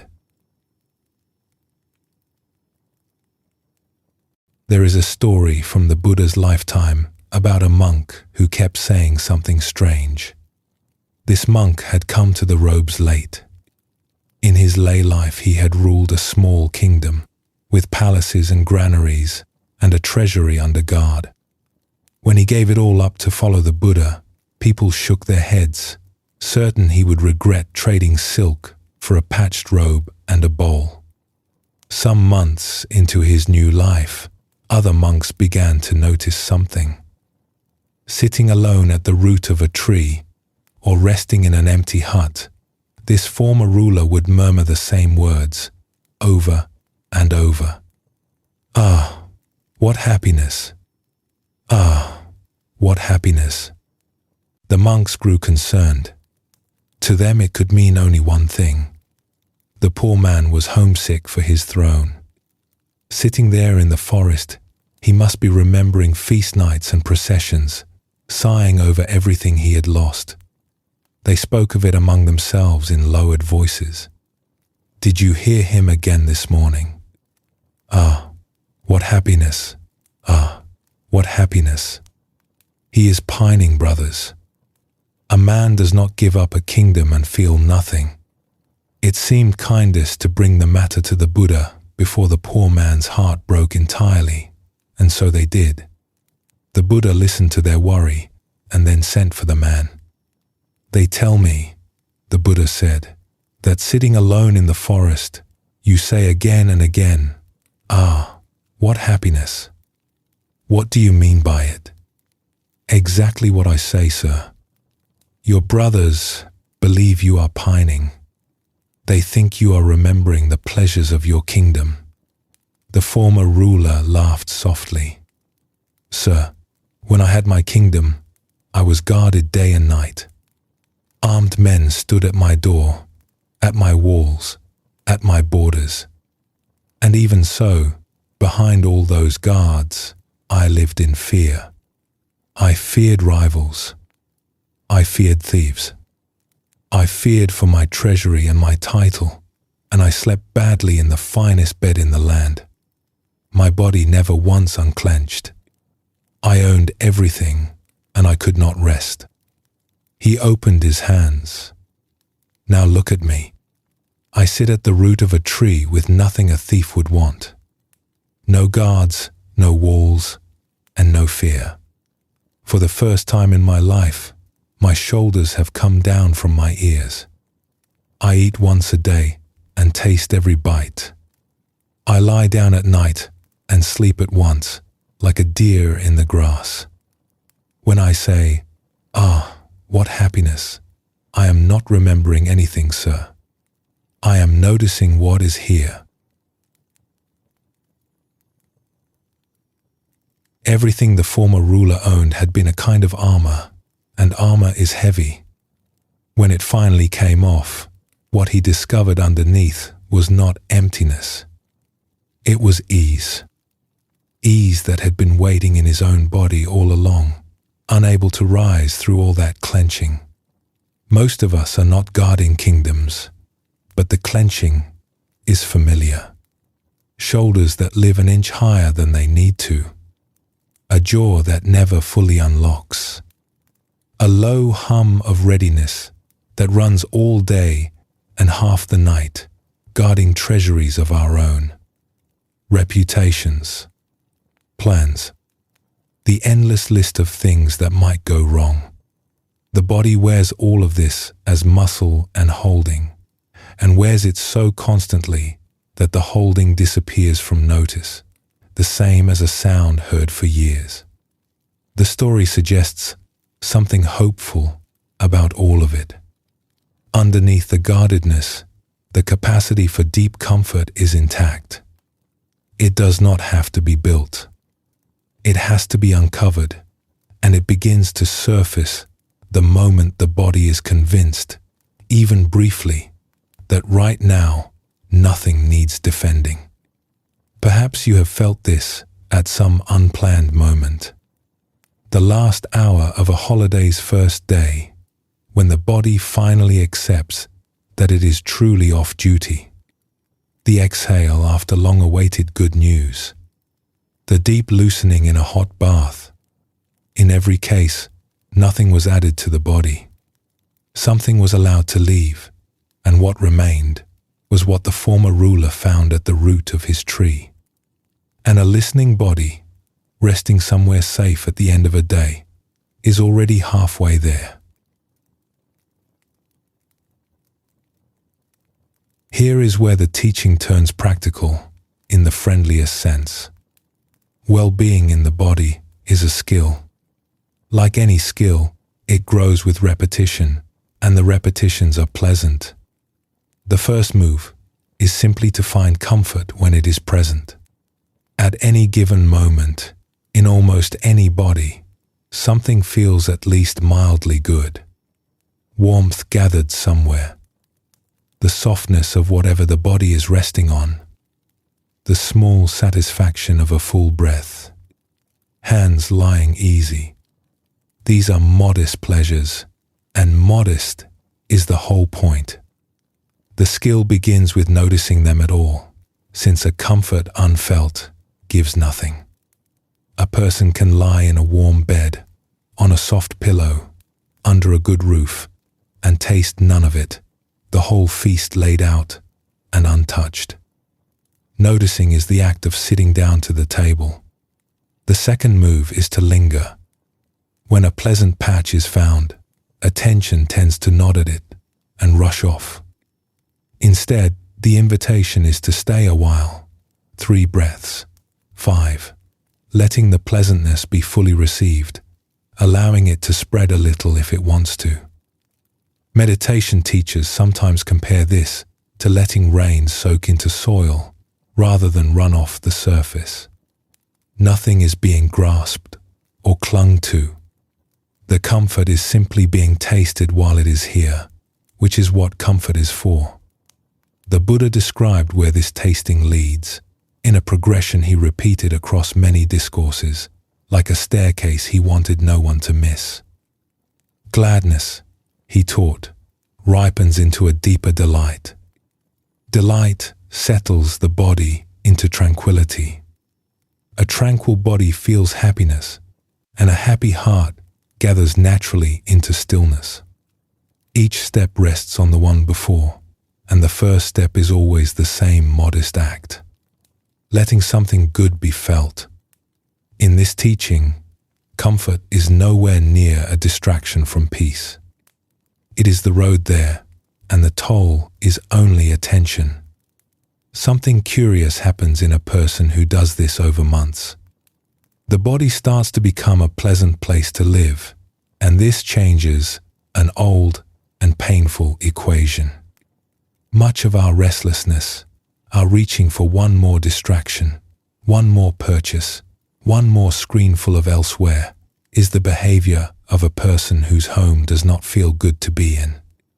When ease can be found within, the reaching softens on its own. There is somewhere comfortable to be, and it is always exactly here. The equation runs in the other direction too, and seeing this explains a great deal. Many people live at a distance from their bodies precisely because they never learned to find comfort there. Why would attention want to dwell in a place that seems to offer only fatigue and complaint? So attention stays upstairs, in the thinking, and the distance grows, and the body, unvisited, feels ever less like home. It is a circle, and like the circles we met before, it can be entered at any point and turned the other direction. Each small taste of ease makes the body a slightly better neighborhood. Each improvement draws attention back more willingly. Slowly, the estrangement heals from both ends at once, and people who walked this path describe arriving somewhere unremarkable and wonderful. They simply like being in their body. Nothing about the body changed. The friendship did. Let us sit for a while with a story about a weaver and a blanket. In a village known for its wool, an old weaver was famous for her craft. In her younger years, she had woven one blanket finer than everything else she ever made, dyed deep indigo, soft as a lamb's ear, warm as a hearth. Everyone praised it. Traders offered good silver for it, and she refused them all. And then she folded it away in a cedar chest, saying it was too fine for every day. It would be for a special occasion. Winters came and went. On cold nights she slept under her rough workaday blankets, pulling them close against the drafts, and the indigo blanket lay in its chest. When guests visited, she would sometimes lift the lid and show it to them, folded and perfect, still smelling of cedar, and they would admire it, and she would put it back. The special occasion never quite arrived. A wedding came, but the blanket seemed too precious to risk among the crowds. A festival came and went. Ordinary days were never important enough, and so the years passed, all of them ordinary, all of them cold. One winter evening, her granddaughter, who had come to learn weaving, found her at the chest, running her hand over the indigo wool. "Grandmother, why do you never use it?" "It is for a special occasion, child." The granddaughter was quiet for a moment. Then she asked, "In all the years since you wove it, how many times have you slept warm under it?" The old woman's hand went still on the wool. "Never," she said, and she heard the word as she said it.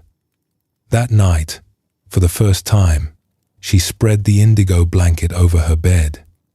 She said afterward that she lay awake a while on purpose, feeling the warmth of it settle over her shoulders, and that she laughed once in the dark at herself, at 30 winters spent guarding a warmth she never felt.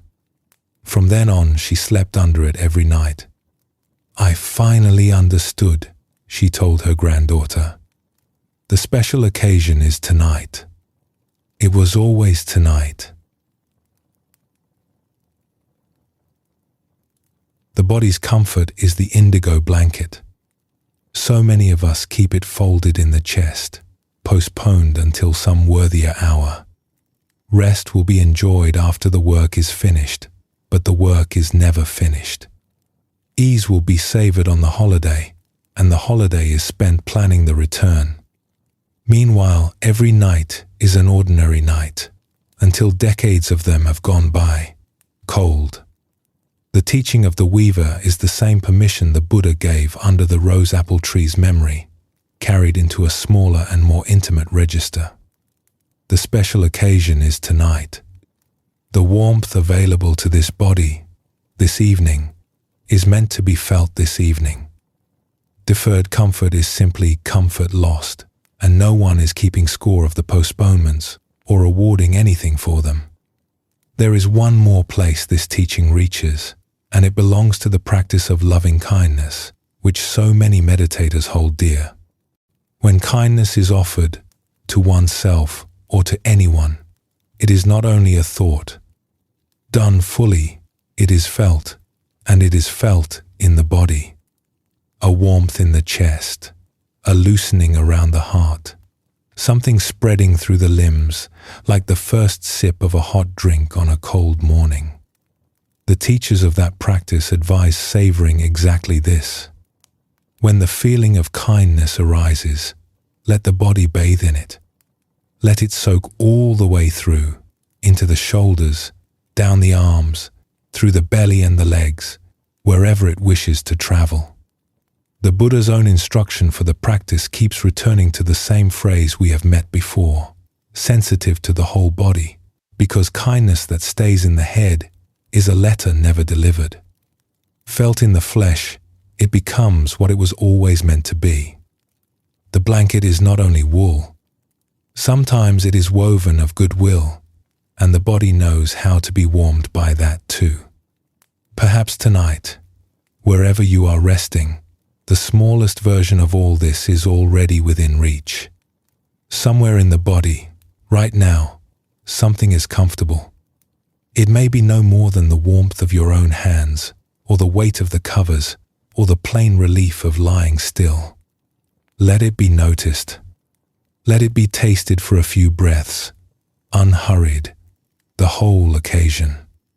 And if it pleases you, let a little kindness join it, a simple, unspoken welcome toward this body that has waited so long to be enjoyed. The chest is open. The blanket is out. 30 winters of postponement can end on any ordinary night, including this one. Rest in whatever ease is here, even the smallest. There is no hurry at all. And when you feel ready, we will continue on together.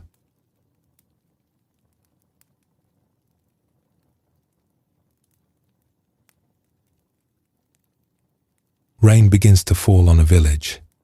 In one house, a farmer hears it, and his whole chest loosens with relief.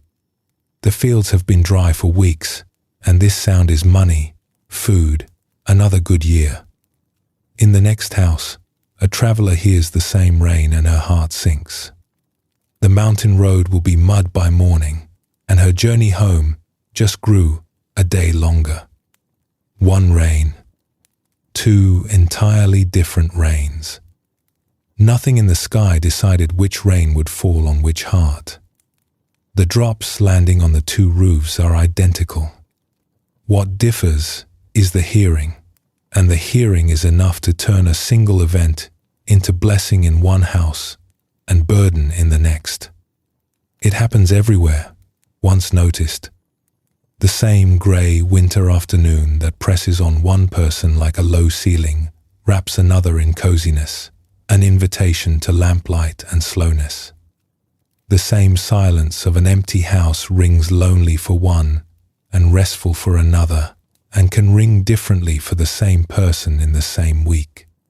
We speak as though the world came with its qualities attached: gloomy days, lonely rooms, miserable weather, but the qualities are being added at the door by the one receiving. This ordinary fact, seen all the way through, is one of the deepest doors in all of Buddhist teaching. Experience is never delivered raw. It arrives already shaped by perception, and perception, it turns out, is not fixed. The whole journey so far has been preparing for this door, learning to feel the body directly, meeting its aches, finding its comforts. Now comes the discovery underneath all of it. The feel of the body, pleasant or difficult, is itself something shaped, and what is shaped can be shaped differently. There is a famous moment in the history of Zen from the life of Huineng, the sixth ancestor, one of the tradition's most beloved masters. He arrived one day at a temple where a lecture had gathered a crowd. Outside the hall, a banner was flapping on its pole in a stiff breeze, and two monks stood beneath it, deep in argument. "The flag is moving," said the first. "No," said the second. "The wind is moving. The flag only hangs there. Without wind it would not stir at all. But the wind cannot be seen. What I see moving is the flag. The flag is moving. The wind is moving." Back and forth they went, each certain, neither yielding. Huineng, still a stranger to them, listened for a while. Then he spoke. "The flag is not moving. The wind is not moving. Your minds are moving." The two monks fell silent, struck still. In time, that one sentence became one of the most pondered in all of Zen. The remark can sound like a riddle, but it points at something plain. The argument was never really about weather. Each monk had built a world out of his own perceiving, planted a flag of certainty in it, and mistaken it for the world itself. All the motion that mattered, the insistence, the taking of sides, the friction, was happening in their minds. Huineng simply pointed at where the action was. Notice too what the argument cost them. The afternoon those two monks spent contending over the flag was, by every account, a fine one. A breeze, a courtyard, a banner rippling against the sky, the kind of scene a person might travel far to sit in.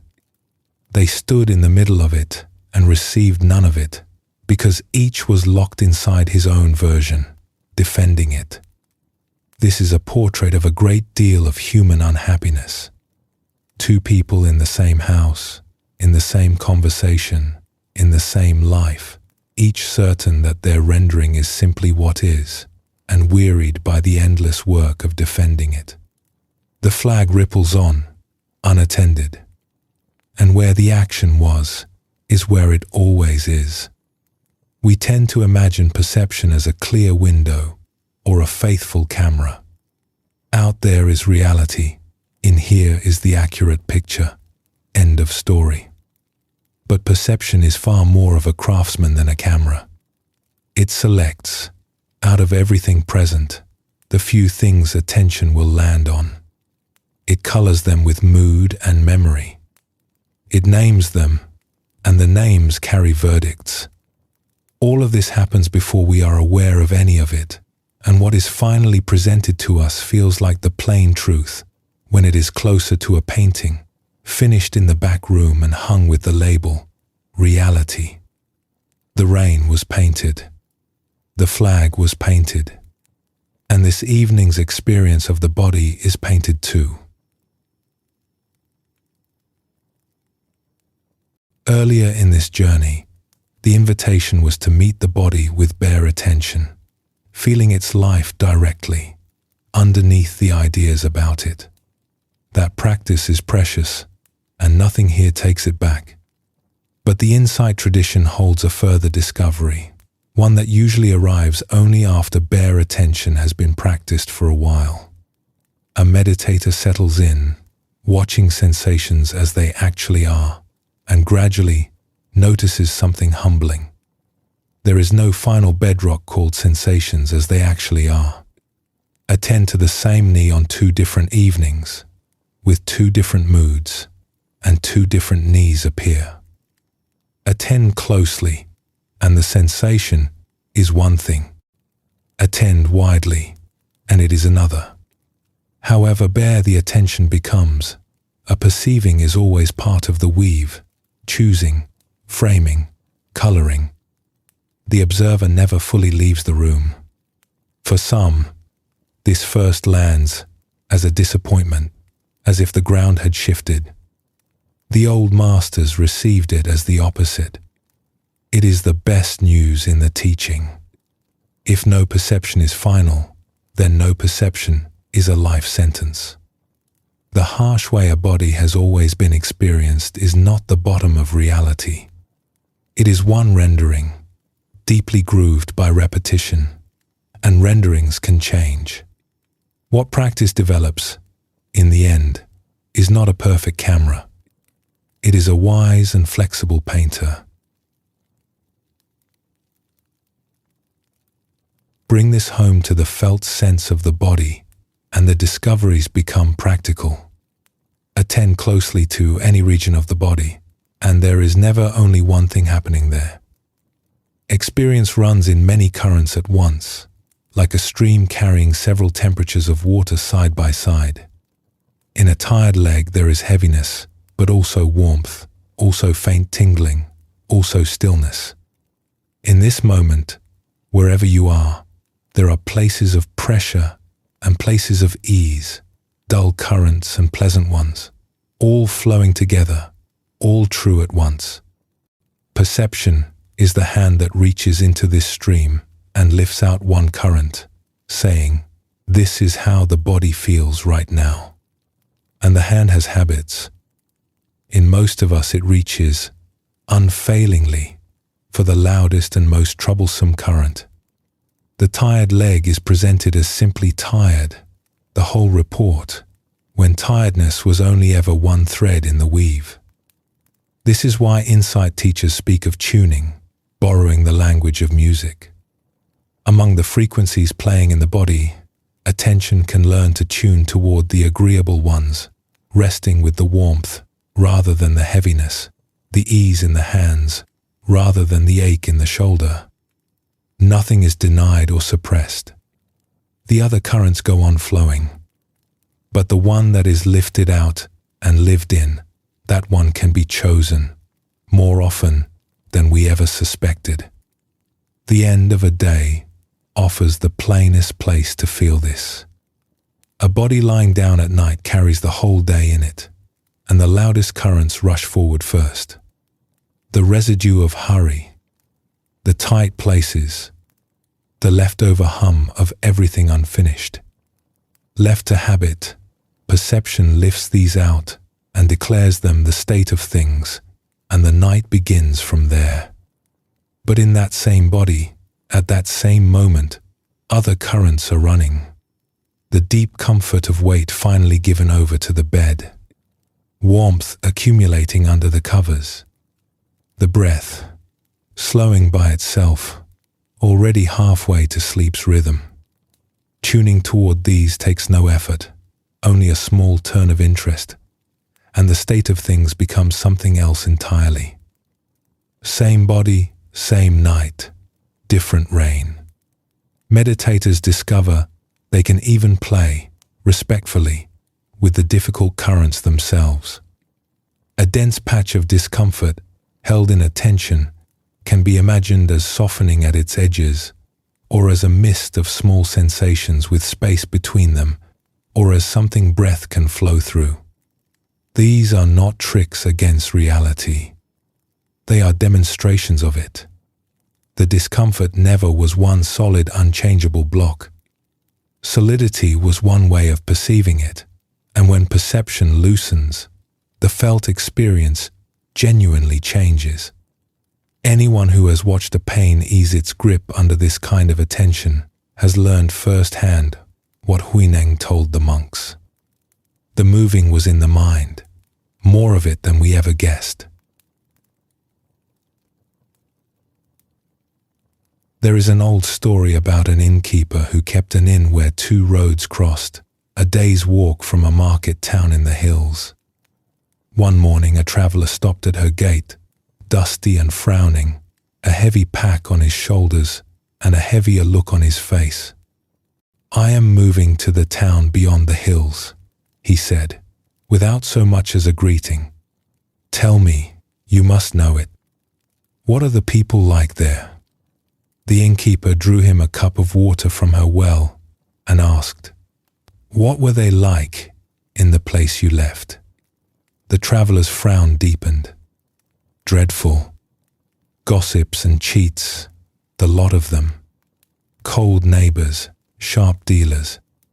20 years I lived among them, and not one true friend to show for it. That is why I left." The innkeeper nodded slowly. "I am sorry to tell you," she said, "I think you will find the people beyond the hills much the same." The traveler groaned, drained his cup, and trudged on without a word of thanks. That afternoon a second traveler stopped at the gate, dusty as the first, her pack just as heavy. "Good day to you," she said. "I am moving to the town beyond the hills. What are the people like there, do you know?" The innkeeper drew another cup of water and asked her the same question. "What were they like in the place you left?" The woman's face warmed, and for a moment she looked back down the road she had come. "Wonderful. Kind neighbors, honest traders, friends I wept to leave. If my work had not called me away, I would have stayed a lifetime." "Then be at peace," said the innkeeper. "You will find the people beyond the hills much the same." The woman smiled, thanked her for the water, and walked on with a lighter step. In the evening, the innkeeper's young helper, who had heard both exchanges while sweeping the yard, could not contain himself. "Mistress, forgive me, but I must ask. You told those two travelers opposite things about the very same town. One of them, at least, you must have deceived." "I told them both the truth," she said, hanging up her ladle. "Neither of them was really asking about the town. Each was carrying a town with them and will unpack it wherever they arrive." We carry our towns with us, and nearer than any town, we carry a body with us and a long-practiced manner of perceiving it. Someone who has spent years perceiving their body as a problem will arrive at each new day and unpack the problem, as surely as the frowning traveler will find fault beyond the hills. The stiffness will be prosecuted as evidence. The tiredness will be read as failure. It is not dishonesty. It is habit, a groove worn so deep that it feels like plain sight. And the mirror image is just as real. A person who has begun perceiving the body as a companion unpacks a companion, morning after morning, in the same aching, aging, ordinary flesh. This is why the Buddha placed such weight on perception itself, weight that can startle people when they first meet it. He taught that perception is not a minor lens to be adjusted after the important work is done. In one discourse, he went so far as to say that a person who fully understands perception, who sees through and through how experience is shaped, stands at the very edge of liberation. Insight meditation, at its heart, is the training of this seeing. Sitting with the breath, watching sensations arise and change, a meditator is not collecting bare facts. She is watching the painter at work, catching perception in the act of shaping a world, and every time the painter is seen clearly, his brushstrokes hold a little less command. There is a question that ripens naturally in anyone who explores this far. If the body can be perceived as heavy or light, as enemy or friend, as solid block or drifting mist, then which perception is the real one? Which is the body as it truly, finally is? The teaching's answer is spacious. No single perception holds the final truth, any more than one of the moons in the rice paddies was the real moon. The body as experienced is always a meeting, half flesh and half seeing, and the seeing is ours to tend. Far from being unsettling, this is a release. We were never condemned to the harshest portrait. It was one painting among many possible, and the brush, all along, was in our hand. Shunryu Suzuki, the Japanese master who carried Zen to the West, gave this release its most famous modern expression. In the beginner's mind, he said, there are many possibilities. In the expert's mind, there are few. With the body, every one of us is the expert he was warning about. We concluded long ago what our knees are like, what mornings are like, what this whole familiar flesh is like, and the conclusions hardened into walls. What perception's flexibility offers is the beginner's mind turned toward our own skin. To meet the body on a given evening, as if for the first time, without the file of old verdicts, is to find out what it actually is tonight, which is never quite what it was. Grooves that took decades to carve do not vanish in an evening. But every fresh look shallows them a little, and the very first fresh look proves the wall was a habit and never a fact. None of this asks for effort tonight. If anything, it invites the opposite. Lying or sitting wherever you are, the many currents are already flowing. Somewhere in the body there is heaviness, and somewhere, this very moment, there is ease. Both are true. Nothing needs to be forced or changed. But if attention happens to drift, let it drift toward the easeful current, the warmth, the softness of what holds you, the loosening that comes with each breath going out. That small act of tuning, done kindly, is the whole teaching in miniature. The world is not only what happens to us, it is also how we receive it, and the receiving can be trained toward peace. The rain falling tonight, on whatever roof shelters you, is whichever rain you hear. Let all of this settle now, like sand sinking through still water. Take whatever time feels right, and when you are ready, we will walk on together.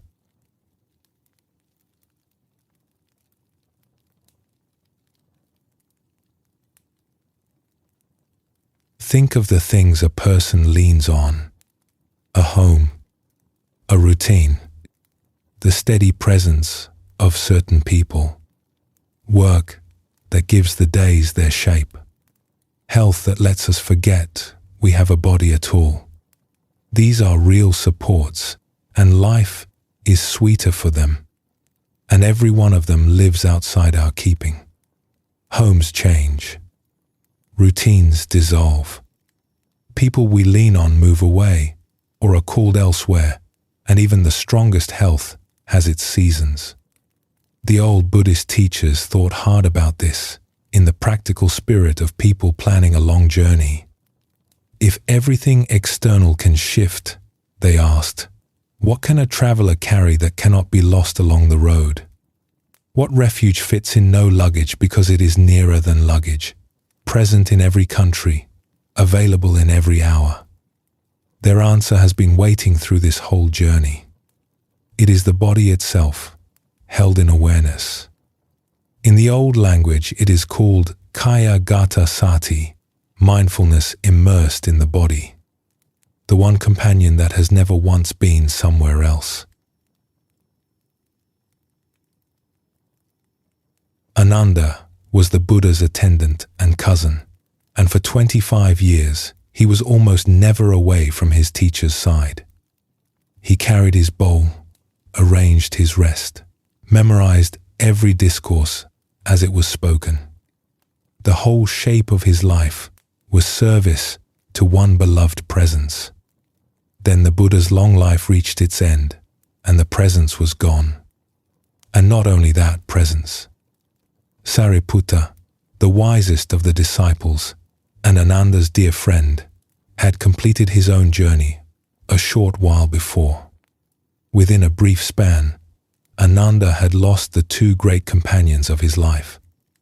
In the verses he left behind, he described those days with an honesty that still touches readers across the centuries. The directions seemed dark to him, he said. The teachings themselves felt dimmed. With the good friend gone, everything looked like night. The story is told that in that season, a younger monk came upon Ananda sitting beneath a tree in the early morning, composed and present, and could not understand it. "Venerable One," the young monk said, "forgive me. The rest of us are scattered like birds in a storm. You lost more than any of us. Your teacher of 25 years, your closest friend, everything your days were built around. Where are you resting? What is holding you up?" Ananda was quiet for a moment. Then he gave the answer that was later set down in verse, an answer that has been passed from teacher to student for over 2,000 years. "When the companion of old has passed away," he said, "and the teacher is gone, there is no friend quite like mindfulness immersed in the body." He touched the ground of his own experience as he spoke. "This breath still moves. This warmth is still here. Sitting, I know I am sitting. The whole world I leaned on has changed, and this refuge has not moved at all. It rises with me in the morning and lies down with me at night. It asks nothing and it is never away. So this is where I rest, friend, in the one companion that remains in every loss." There is a lifetime of instruction folded into that answer. Ananda did not say the grief was gone. He did not claim some state beyond feeling. He named a refuge, a place to stand while the weather of loss moved through. And this distinction matters, because refuges are often misunderstood as escapes. An escape takes a person away from what hurts. A refuge lets them stay present to it without being swept under. Ananda went on grieving, as anyone who loves must. He also went on teaching, and it was Ananda, steady in those very years, who recited the discourses from memory so they could be preserved, every teaching the world now has passing through his careful heart. The refuge did not spare him the storm. It kept him standing in it, useful and whole. And the refuge he named is remarkable for what it does not require. It requires no temple, no book, no teacher present, no circumstances arranged. It requires a body, breathing, and a turning of attention toward it. Everyone listening tonight is already fully equipped. This is what all the earlier explorations have been building. The sensations that came alive under bare attention, the comfort that could be found and savored, the spaciousness that could hold what aches, these were never only techniques. They were the furnishing of a home that travels. A person who has practiced feeling the breath in the chest can feel it in a hospital waiting room and be steadied by it. The warmth of one's own hands is available in a strange city, on a hard night, in any hour when everything familiar is far away. The ground presses up beneath the feet in every country on earth.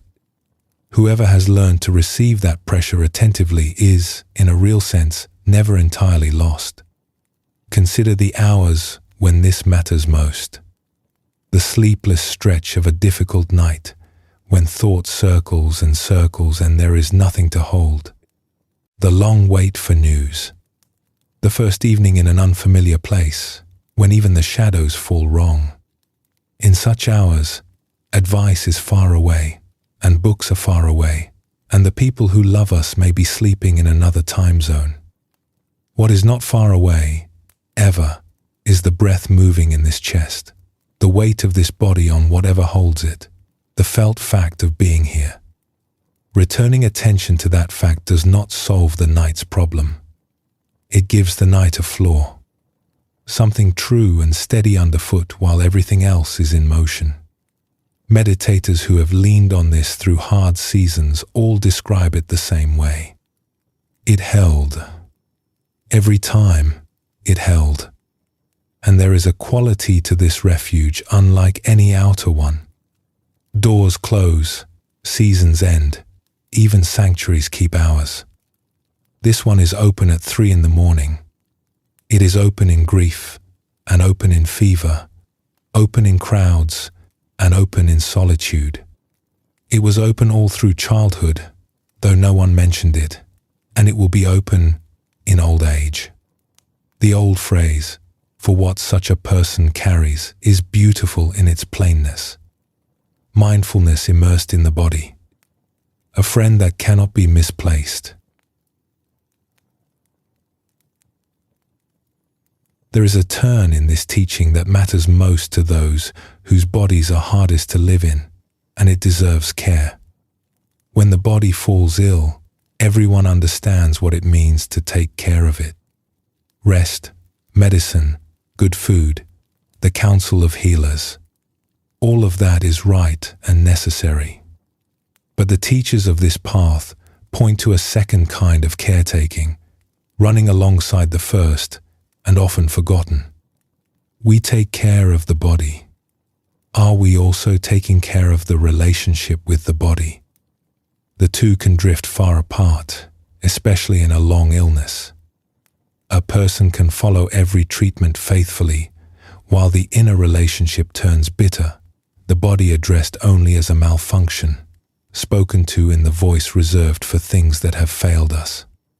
And this second wound, the ruptured friendship, has a weight of its own, sometimes heavier than the symptoms. The teaching here is tender. Even when the body cannot be fixed, the relationship can be mended. Even on days when nothing improves, kindness between a person and their own flesh remains possible, and that kindness is not a small consolation. It changes the taste of the days themselves. How seriously the Buddha took the tending of ailing bodies is preserved in one of the most moving scenes in the old texts. Walking through a monastery with Ananda, he came upon a monk who lay ill and untended in his dwelling, too weak to care for himself. The Buddha asked him why no one was looking after him, and the monk answered that he had long been of no use to the others, and so he did not wish to trouble them. The Buddha did not send for anyone. He asked Ananda to bring water, and then the teacher of gods and men, as the texts call him, knelt down and washed the sick monk with his own hands, while Ananda cleaned and set the room in order. When the monk was comfortable and resting, the Buddha gathered the community and spoke words that echo down the centuries. "You have no mothers and fathers here to care for you," he told them. "If you do not care for one another, who will? Whoever would tend to me, let him tend to the sick." He placed the care of an ailing body on the same level as devotion to himself. It is difficult to say it more strongly than that. And the instruction reaches inward as easily as outward.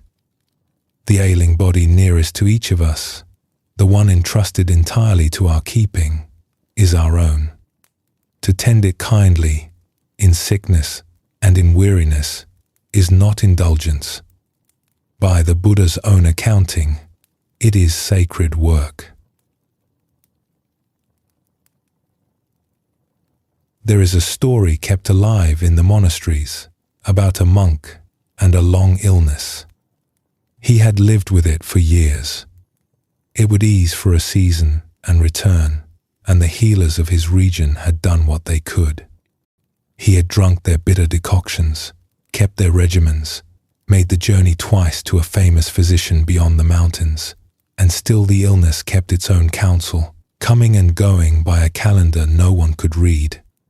The other monks were kind to him, and their kindness had begun to feel like one more weight, because he could see in their faces that they had stopped expecting him to be well. During one hard stretch, the nights were the worst of it. The discomfort would not let him rest, and he would lie on his mat in the dark, exhausted and wide awake, his whole being clenched in argument with his own body. Why tonight? Why again? Why me? The illness on the inside, and the war against the illness wrapped around it, and no rest anywhere. One night, deep in those hours, something in him simply gave up the fight. Not in despair, more like a hand too tired to keep gripping. He rose from his mat, wrapped his robe around his shoulders, and sat down in the stillness of his small room to meditate, because there was nothing else left to do. He did the only practice he had strength for. He let his awareness sink into the body, exactly as it was, and each time he felt the pushing away, the flinch against the discomfort, he softened it. Just that, over and over, feeling the resistance rise, letting it loosen, feeling it rise again, letting it loosen again. He stopped asking the sensations to be different and simply kept them company, in the dark, in the silence, hour after hour. And somewhere in that night, everything changed key. The sensations were still present, but the war around them had gone, and in its place came something he had not felt toward his own body in years. Mercy, a tenderness moving through the whole of his experience, unforced, arriving on its own once the fighting stopped, washing through him like warm rain. The body sat there in the lamplight, tired, unwell, and somehow, to his own astonishment, beautiful. Not beautiful despite anything. Simply this living, breathing, enduring companion, met at last without conditions. Toward dawn, an elder of the monastery, awake early, noticed the lamp and looked in. He saw the younger monk's face and stopped in the doorway. "Something has happened in the night," the elder said. "Yes," said the monk. "Has the illness eased?" The monk considered the question honestly. "The illness is as it was," he said. "I stopped pushing it away. And when I stopped pushing, something kind came in behind it. I cannot fully explain it, elder. The body is not better. But we are no longer enemies, and the night was not dark." The elder stood a while in the doorway. "You have found the thing itself," he said at last. "Many pass a whole lifetime in robes without it. Guard it well. Not the health, the friendship." The monk's discovery is the summit of everything this journey has been circling, and its most consoling truth. The opening he found did not depend on pleasure. It did not depend on the pain leaving, or the illness lifting, or the body being fixed in any way. It rested on nothing that could be taken from him.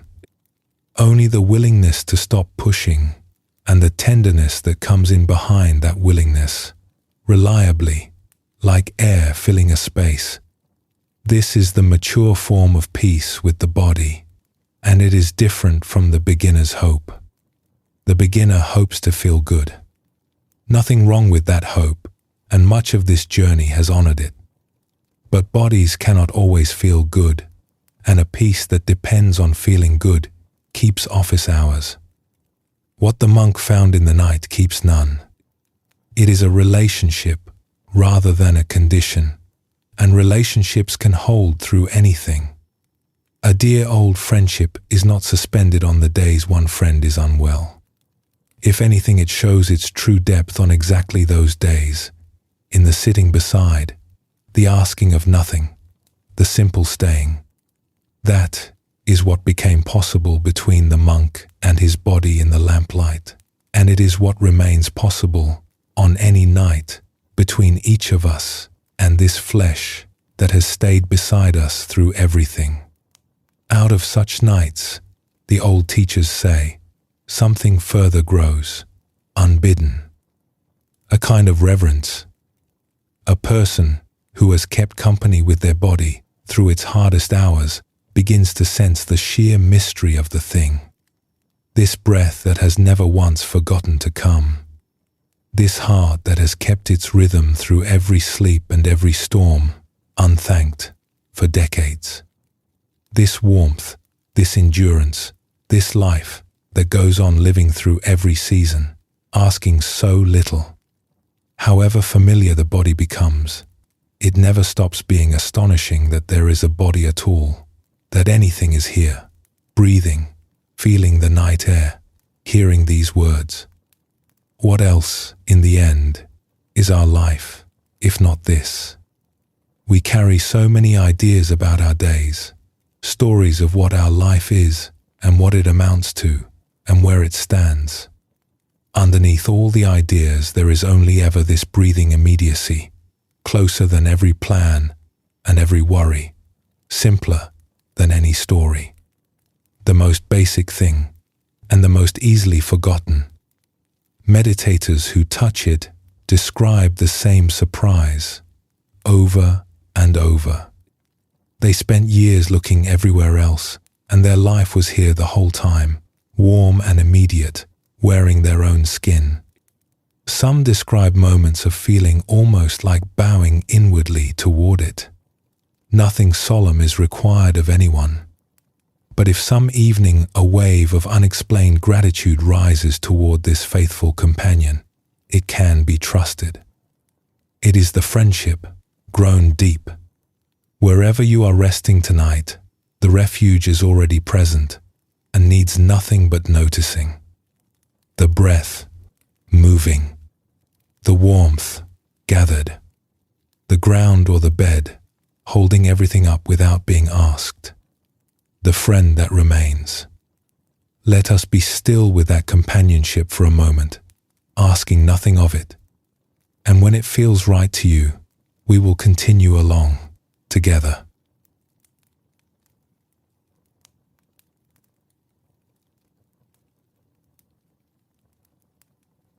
Anyone who has sat with the body in stillness, feeling its life directly, eventually notices something about the sensations themselves. They will not hold still. Attend to a tingling in the hands, and it shimmers, thins, reappears somewhere else. The warmth in the chest swells and subsides. Even a steady pressure, watched closely, reveals itself as a stream of small pulses, arriving and dissolving, arriving and dissolving. The breath never once repeats itself exactly. Under patient attention, the whole body turns out to be less like a statue and more like a slow fire, flickering, dancing, continually becoming the next moment of itself. What seemed a solid, settled thing is discovered to be an event, ongoing, renewed with every heartbeat. The body of a minute ago has already given way to this one, and this one is already yielding to the next, and none of it required permission or effort. Change is simply what the body is doing, has always been doing, beneath every still surface. The Buddha asked his students to look directly at this, and he gave it a name that sits near the center of all his teaching. Anicca, impermanence. Everything that arises, he taught, passes.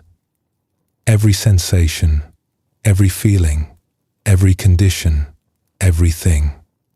He did not offer this as a gloomy conclusion, but as a fact to be observed, again and again, until it moves from the head into the bones.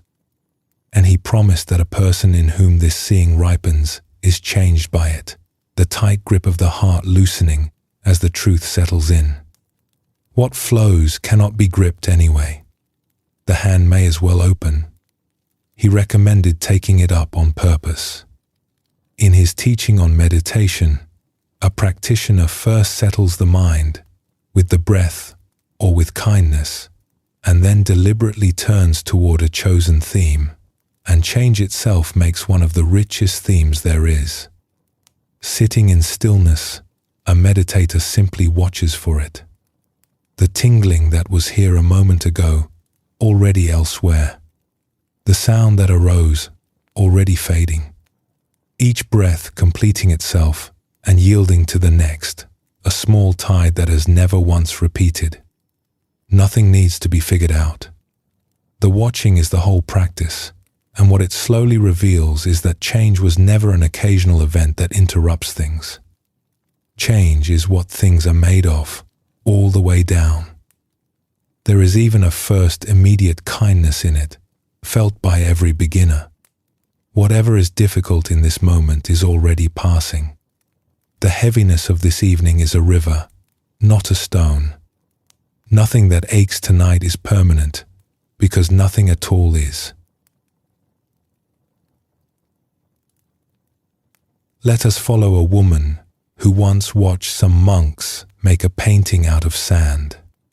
She had come to a mountain temple on other business and found, in a side hall, 4 monks bent over a low platform, at work on the most intricate thing she had ever seen. It was a great circular design, wide as an outstretched arm, made entirely of colored sand. The monks laid the sand grain by grain through narrow copper funnels, tapping them softly so that thin streams of color flowed out like ink. Deep blues, saffron, white, green, arranged in rings within rings, gardens within gates, a whole world in miniature. She stood in the doorway a long time before anyone noticed her, and when a young monk finally looked up, she asked how long they had been at it. 9 days, he told her, from first light to dusk. It would take 5 more. She returned each day to watch. Her business at the temple was long finished, but she found reasons to stay in the town below and climb the path each morning. She had never seen patience like it. A single flower in the design might take a morning. Once she watched a monk lean close over a border he had spent an hour laying, breathe wrong, scatter a few grains out of place, and simply begin that section again, with no visible flicker of frustration, as though beginning again were half the craft.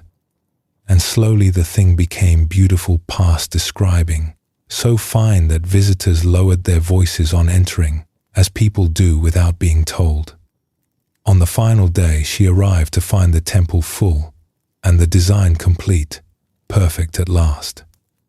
There was chanting and a stillness, and then the eldest monk stepped forward, and with a small brush, in long unhurried strokes, he swept the whole painting into grey. The woman cried out before she could stop herself.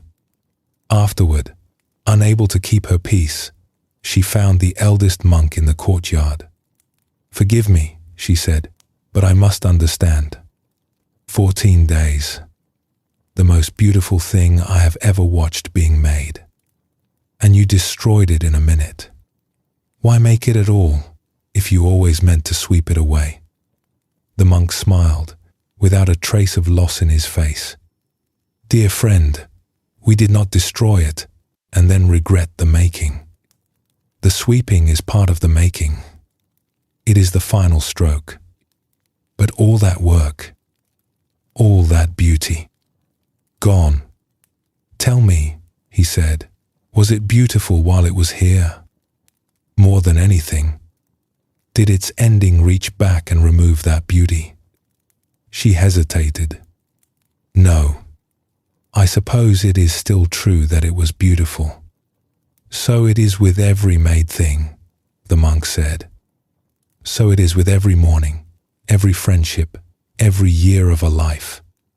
We do not make the painting, although it will be swept away. We make it, and it is swept away, and both belong to it. What we practice, laying down 14 days of sand, is to love something completely with open hands. If you learn that from watching, the painting has done more than decoration ever could. He looked at her kindly. The sand is not sad, friend. Only the gripping is. To love something completely with open hands. The whole teaching on impermanence fits inside that phrase, and the body is where it comes home. Because the body, too, is a sand painting, assembled slowly, grain by grain, intricate past all understanding, and not designed to be permanent. Every body that has ever been made has also, in time, been unmade. This is not a flaw in the craftsmanship. It is the nature of the medium, sand and rivers and seasons, the only medium anything has ever been made from. Most of us relate to this fact as the woman first related to the sweeping, with a cry of protest, and the protest is understandable and even loving. But the monk's questions reach the body as well. Is it beautiful while it is here? Does its being temporary reach back and cancel that beauty? Or is it, perhaps, the very brevity that makes attention urgent and tenderness appropriate, tonight rather than someday? And once the sand painting has been seen, its lesson turns up everywhere, hidden in plain sight inside an ordinary day. A meal is prepared with care and eaten, and the plate is empty, and the meal was not wasted. A garden blooms for its season and stands bare through the winter, and no gardener calls the blooming pointless. A song ends. That is not the song failing. Endings are stitched into everything we already love, so evenly stitched that we forget we have been practicing this acceptance all our lives. Each night, this very night among them, is itself a small completed painting. A day was made, grain by grain, out of hours and errands and conversations, and now the brush moves across it, and tomorrow a new one begins on the swept platform. Falling asleep, seen this way, is something the monks of the mountain temple would recognize. The final stroke, made in peace. The contemplation can be taken wider still, and here, taken slowly, it becomes one of the most calming reflections in the whole tradition. Consider the age of things.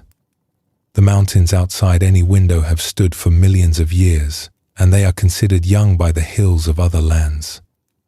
The light arriving from the farthest stars set out before there was an earth to land on. The rivers have been running to the sea since before anything lived to watch them, and every raindrop that falls tonight has fallen before, drawn up, and returned times beyond counting through the long weather of the world. The universe has been unfolding for billions of years, and will unfold for billions more. And inside that immensity, a human life, 70 years, 90 years, 100, is the briefest visit. Tsongkhapa, whose words open this whole journey, chose his images for exactly this. All worldly things are brief, he wrote, like lightning in the sky. This life is a tiny splash of a raindrop, a thing of beauty that disappears even as it comes into being.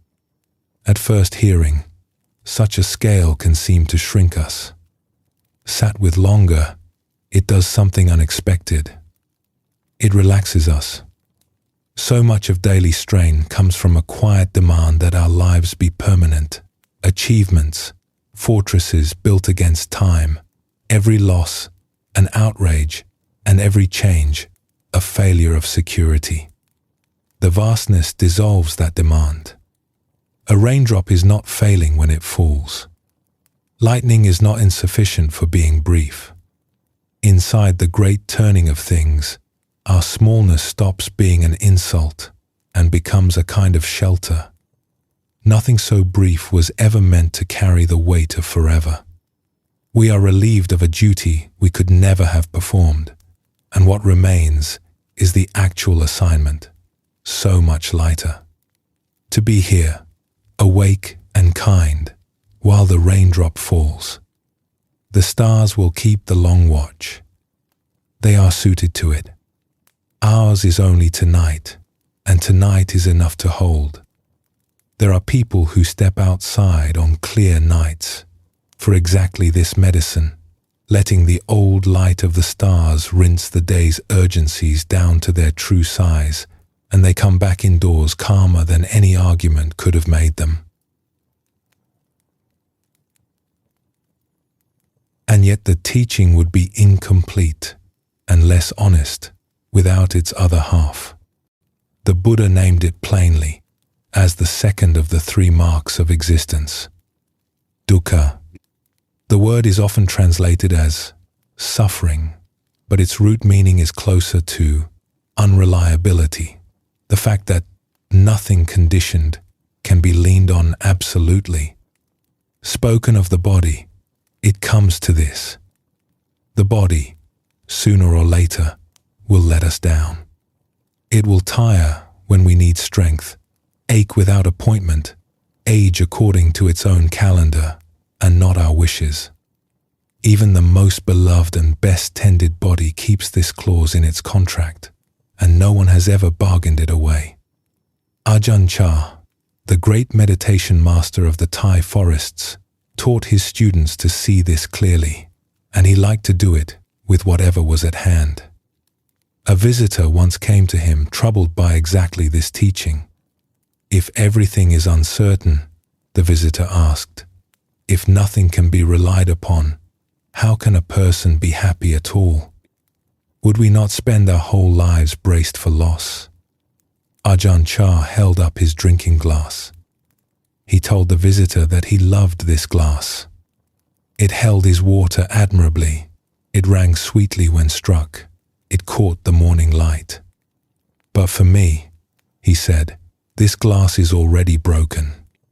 One day the wind topples it, or an elbow finds it, and when that day comes, he said, I will not be surprised, because I understood the glass from the beginning. And knowing this, every moment with the glass is precious. The visitor understood that he was not really speaking of glassware, and he understood something else, the answer to his own question, hiding inside the image. The master had not loved his glass less for knowing its nature. He loved it more, and more easily, with nothing braced in him at all. The bracing, it turned out, belonged to those still hoping their glasses would last forever. Here, then, is the paradox the tradition asks us to hold with both hands, without letting either side go. This body will let us down, and this body is a wonder. Both are true at once, all the way through. The unreliability does not cancel the wonder, and the wonder does not cancel the unreliability. People spend whole lives holding only one side. Some hold only the wonder and are ambushed by every ache, betrayed anew each birthday. Some hold only the letting down and lie braced and joyless in a marvel they never taste. Peace lives in the both, already broken and precious exactly then. Love not until the end of its lasting, but all the way through it. It is Ajahn Chah's glass, and the monk's 14 days of sand, and the raindrop flashing as it falls. The heart is not asked to choose. It is invited to widen until it holds the whole of it. Something softens in a person who truly takes this in, and the softening shows up in small, unmistakable ways. The aging face in the mirror is met differently, not with surrender, but as one meets autumn, a season with its own colors, arriving on schedule in a world where everything arrives and departs on schedule. The body's good days are received with more relish because they are understood as visits. Its hard days are carried with less outrage for the same reason. Gratitude stops waiting for special occasions, having quietly understood the weaver's lesson from another evening. The special occasion is the one that is here, because here is the only place anything ever is. Even the ordinary hours change their weight. A person who knows the sand will be swept holds an evening cup of tea a little differently, hears a friend's laughter a little more completely, feels the warmth of their own bed as something given rather than owed. Nothing dramatic announces itself. The days simply grow more vivid at their edges, in the manner of things seen clearly for the first time. Old grievances against the body loosen too, and often this is the first place people notice the change. The knee that ages, the strength that ebbs, the sleep that comes differently than it once did, all of it is still real, and none of it is an outrage anymore. It is sand, behaving as sand. The protest quiets, and in the space it occupied, something warmer moves in. And perhaps this touches the deepest kindness in the whole contemplation. Impermanence, which first sounds like the sad news, turns out to be the very thing that makes tenderness reasonable. In a world of permanent things, attention could always be postponed. Nothing would ever be missed by waiting. It is because the sand will be swept, because the raindrop is already falling, that this evening, this breath, this warmth in the hands, is worth turning toward now. The brevity is not the enemy of love. It is love's oldest reason. So tonight, resting wherever you are, nothing needs to be done with any of this. Let it simply be true around you. The body breathing, changing with every breath. The evening passing, as evenings do. All of it brief, all of it here, all of it, just now, yours to feel. Breathe once, slowly, and let the breath go the way everything goes, easily, on its own. We will continue in a little while, together.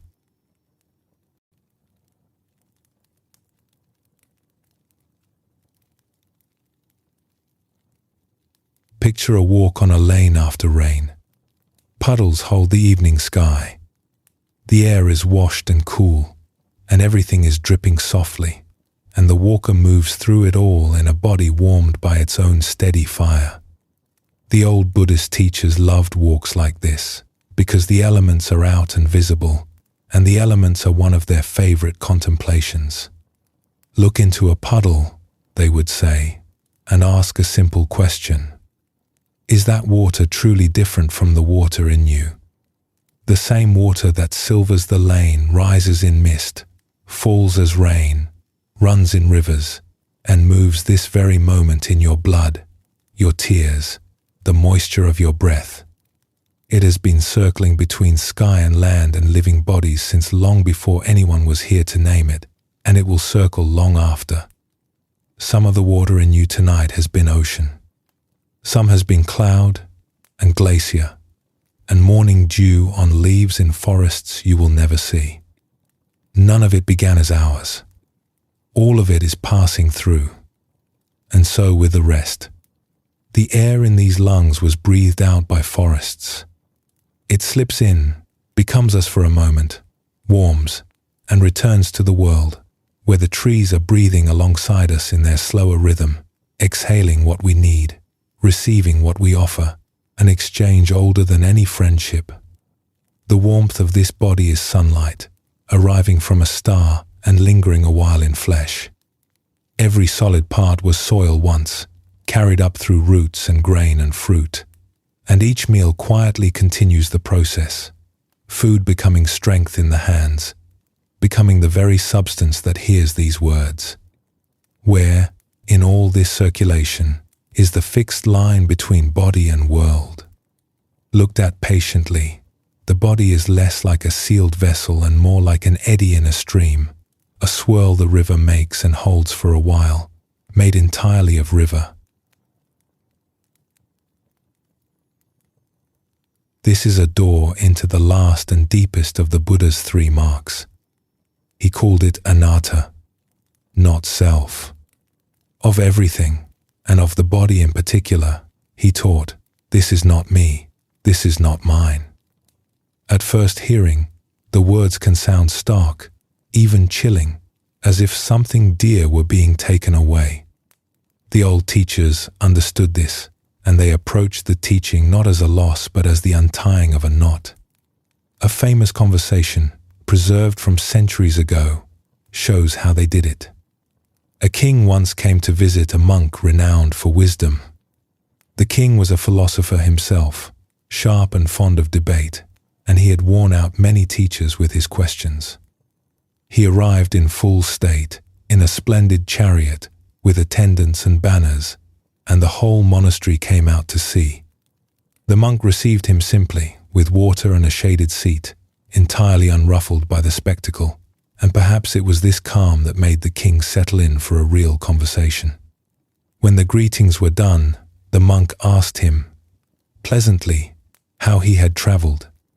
"By chariot," said the king. "Ah," said the monk. "Then tell me, what is a chariot? Is the axle the chariot?" The king smiled at the simple question. "Of course not." "The wheels, then? Are the wheels the chariot?" "No." "The frame? The yoke? The reins? The banner pole?" "No, none of those." "Is the chariot, then, something else, hiding apart from the axle and wheels and frame? Could you bring me the chariot by itself, with all its parts taken away?" The king paused, seeing the trap and admiring it. "No. Take away the parts, and no chariot remains anywhere." "And yet," said the monk, "you rode here, did you not? The word chariot is not nothing. It is a useful name, given to the parts working together for a while. There is nothing wrong with the name, so long as no one believes there is some solid, separate chariot hiding inside it." He let the moment settle, and then he said, "It is just so, great king, with what we each call I, and with this body we each call mine." The king went away that day with something loosened in him, and the loosening is available to anyone who sits with the conversation. The name body, like the name chariot, is useful and honorable. We could not live a day without it. But underneath the name, what is actually found is a gathering. Water passing through, breath passing through, warmth arriving and radiating away. Elements assembled for a while into this working, walking, listening form. The Buddha's teaching never asks anyone to deny the gathering or despise it. It only points out kindly that the solid, separate, permanent possession we imagined underneath the name was never there to find. There are only the parts, working beautifully together for a season, like the chariot rolling. And here is what surprises people. Seen clearly, this is a relief. So much weight hung on that imagined possession. It was the thing that had to be defended, perfected, compared, kept forever. The gathering asks for none of that. A gathering only asks to be tended while it is gathered, the same as a garden, the same as a fire on a hearth. There is a second thread in the teaching of not-self, and everyone who lives in a body has already met it. The body does not take orders. We cannot instruct it to be taller, or command a fever to leave by morning, or tell the years to stop arriving in the mirror. Anyone who has tried to order themselves to fall asleep knows the whole lesson in miniature. Enormous effort and treasure have gone, in every age, into refusing this, and the refusal has never once succeeded. The body follows nature's instructions, not ours. This, the Buddha taught, is exactly what "not mine" means. What is truly one's own possession would obey. The body obeys the seasons, and there is an unexpected comfort folded inside the very same fact. Everything the body does without our orders, it also does without our labor. No one listening tonight is managing their own heartbeat. No one is overseeing digestion or supervising the healing of the last small cut, or issuing hour-by-hour instructions to the breath. It all simply runs, tended by an intelligence far older than thinking, and it has run faithfully since before we could speak. "Not mine" turns out to have a second face. It also means "not my burden to operate." The same nature that declines our commands has been carrying the whole enterprise all along, asking nothing, forgetting nothing. A body beyond our control is also a body we were never left alone to run. Ramana Maharshi, the great Indian sage of the last century, put the practical conclusion in a single image. Seeking liberation while identified with the body, he said, is like trying to cross a river on the back of an alligator. The mount has its own itinerary. It will dive when it wishes to dive. A traveler clinging to it, insisting it behave like a ferry, is in for a hard crossing, and the hardness is not the river's fault. Peace begins where the insistence ends. And yet the tradition holds this teaching in balance with another, and the two belong together like two hands. This body, not mine, not commanded by me, is also utterly singular. In all the unfolding of the universe, there has never been another exactly like it, and there will not be again. Its particular face, its particular history, written in every line and scar, this one performance of the great elements, given once. Not self was never meant to cancel tenderness. If anything, it completes it. What we hold with open hands, knowing it was lent, knowing it is rare, we hold more dearly, not less. My unique body, and not mine at all. Both true. The heart can carry both. The Buddha had a particular word for where this all leads in practice. Patinisaga. It means giving back. Relinquishment, offered not with a sigh but with open palms.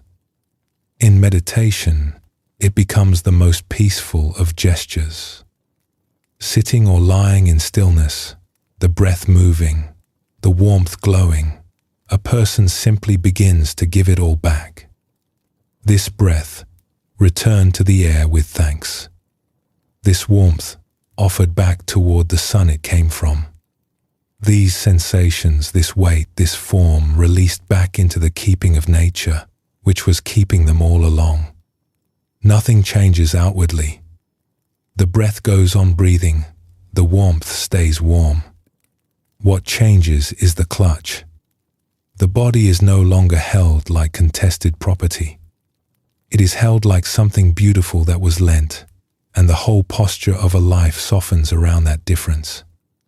The end of a day is made for this gesture, and many find it becomes their favorite doorway into rest. Lying down for the night, instead of gripping the day's residue, everything is handed over. The weight of the body given to the bed entirely, not an ounce held back. The breath given to its own rhythm, unsupervised. The warmth given to the covers. The whole borrowed gathering returned for the night into the keeping that never sleeps. People who close their days this way describe the same discovery. Falling asleep was never something to accomplish. It was always a giving back, and it happens by itself the moment there is nothing left being held. The desert peoples tell of a stream who learned this. She was born high on a mountain, from snow and spring together, and she ran down through the world growing stronger singing over stones, feeding villages and orchards, certain of herself and of her path. Then one day she reached the edge of a great desert, and for the first time, she stopped. She tried to cross. Each time she pushed out into the sand drank her, and she drew back, diminished and afraid. Again she gathered herself. Again the desert swallowed everything she sent. She grew desperate and tried harder, spending herself in wider and wider rushes at the dunes, and the desert received them all without a mark. At last, exhausted at the desert's edge, she heard the wind, which had been crossing the desert all its life. "You cannot cross as you are," the wind said. "The sand will take you, stream. But I cross every day. Give yourself to me. I will carry you over as vapor, and on the far mountains you will fall as rain and run as a stream again." The stream drew back from the thought. "Give up my form? This running, singing shape is what I am. If I rise into you, I will disappear. You will lose the shape," said the wind. "You will not lose yourself. You were never the shape, dear one. You are the water. The shape was something the land lent you for a while, and the far mountains will lend you another. But how can I trust what I have never done?" "Because you have done it," said the wind. "Before you were this stream, you were rain.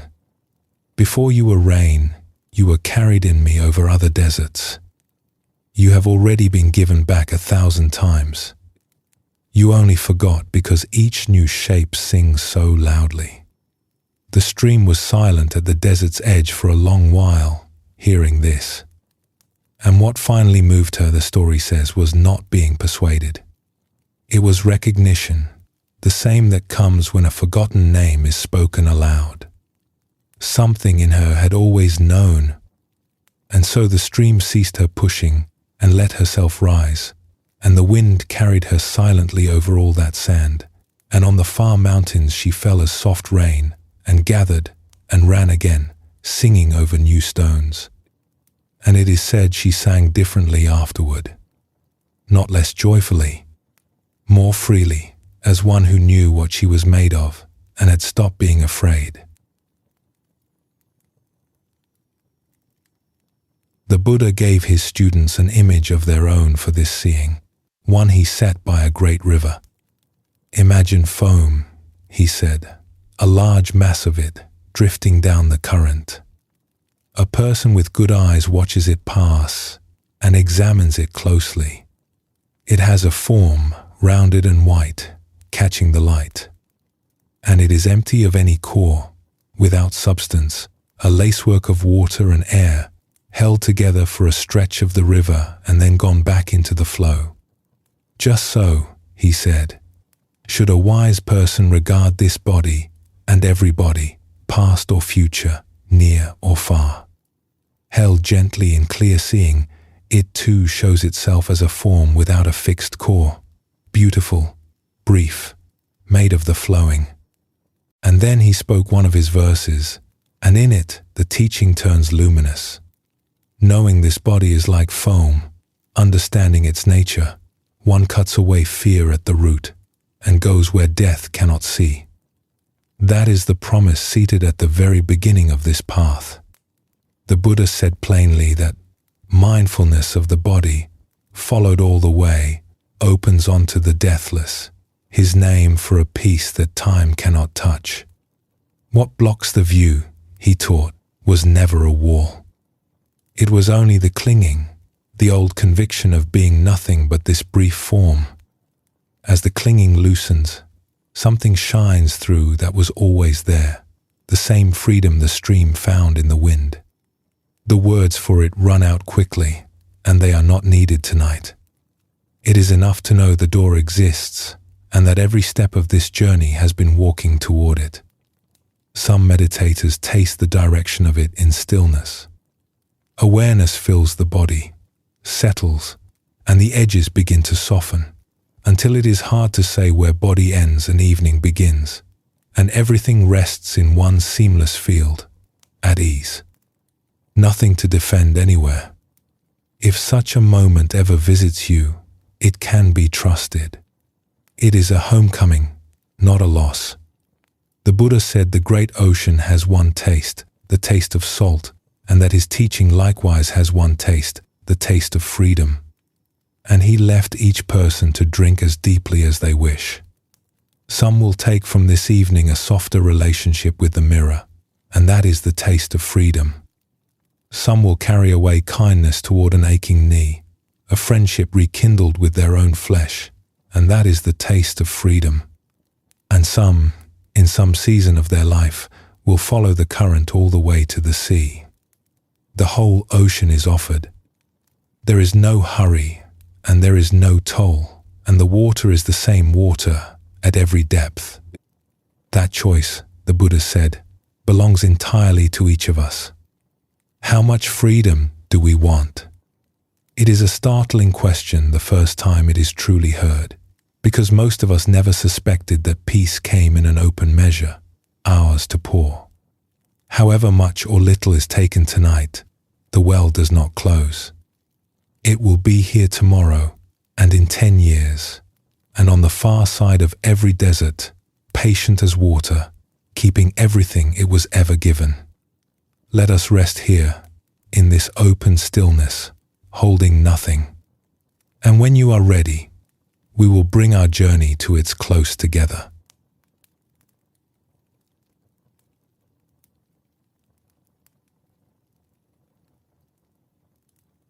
The journey rests here. It began with a question. How much am I fighting my body? And step by step, the fight was set down. The bent pine kept its shape, and the shape was never the problem. The ferrywoman tended her patched old boat, and taught that care is the whole arrangement. The mirror gave back a face without a verdict. The tired field was never guilty, only tired. Then the path went deeper. The third cup of tea was finally tasted. Pain was met without the second arrow, and one grain of salt dissolved in a wide river. The indigo blanket came out of its chest, because the special occasion was always tonight.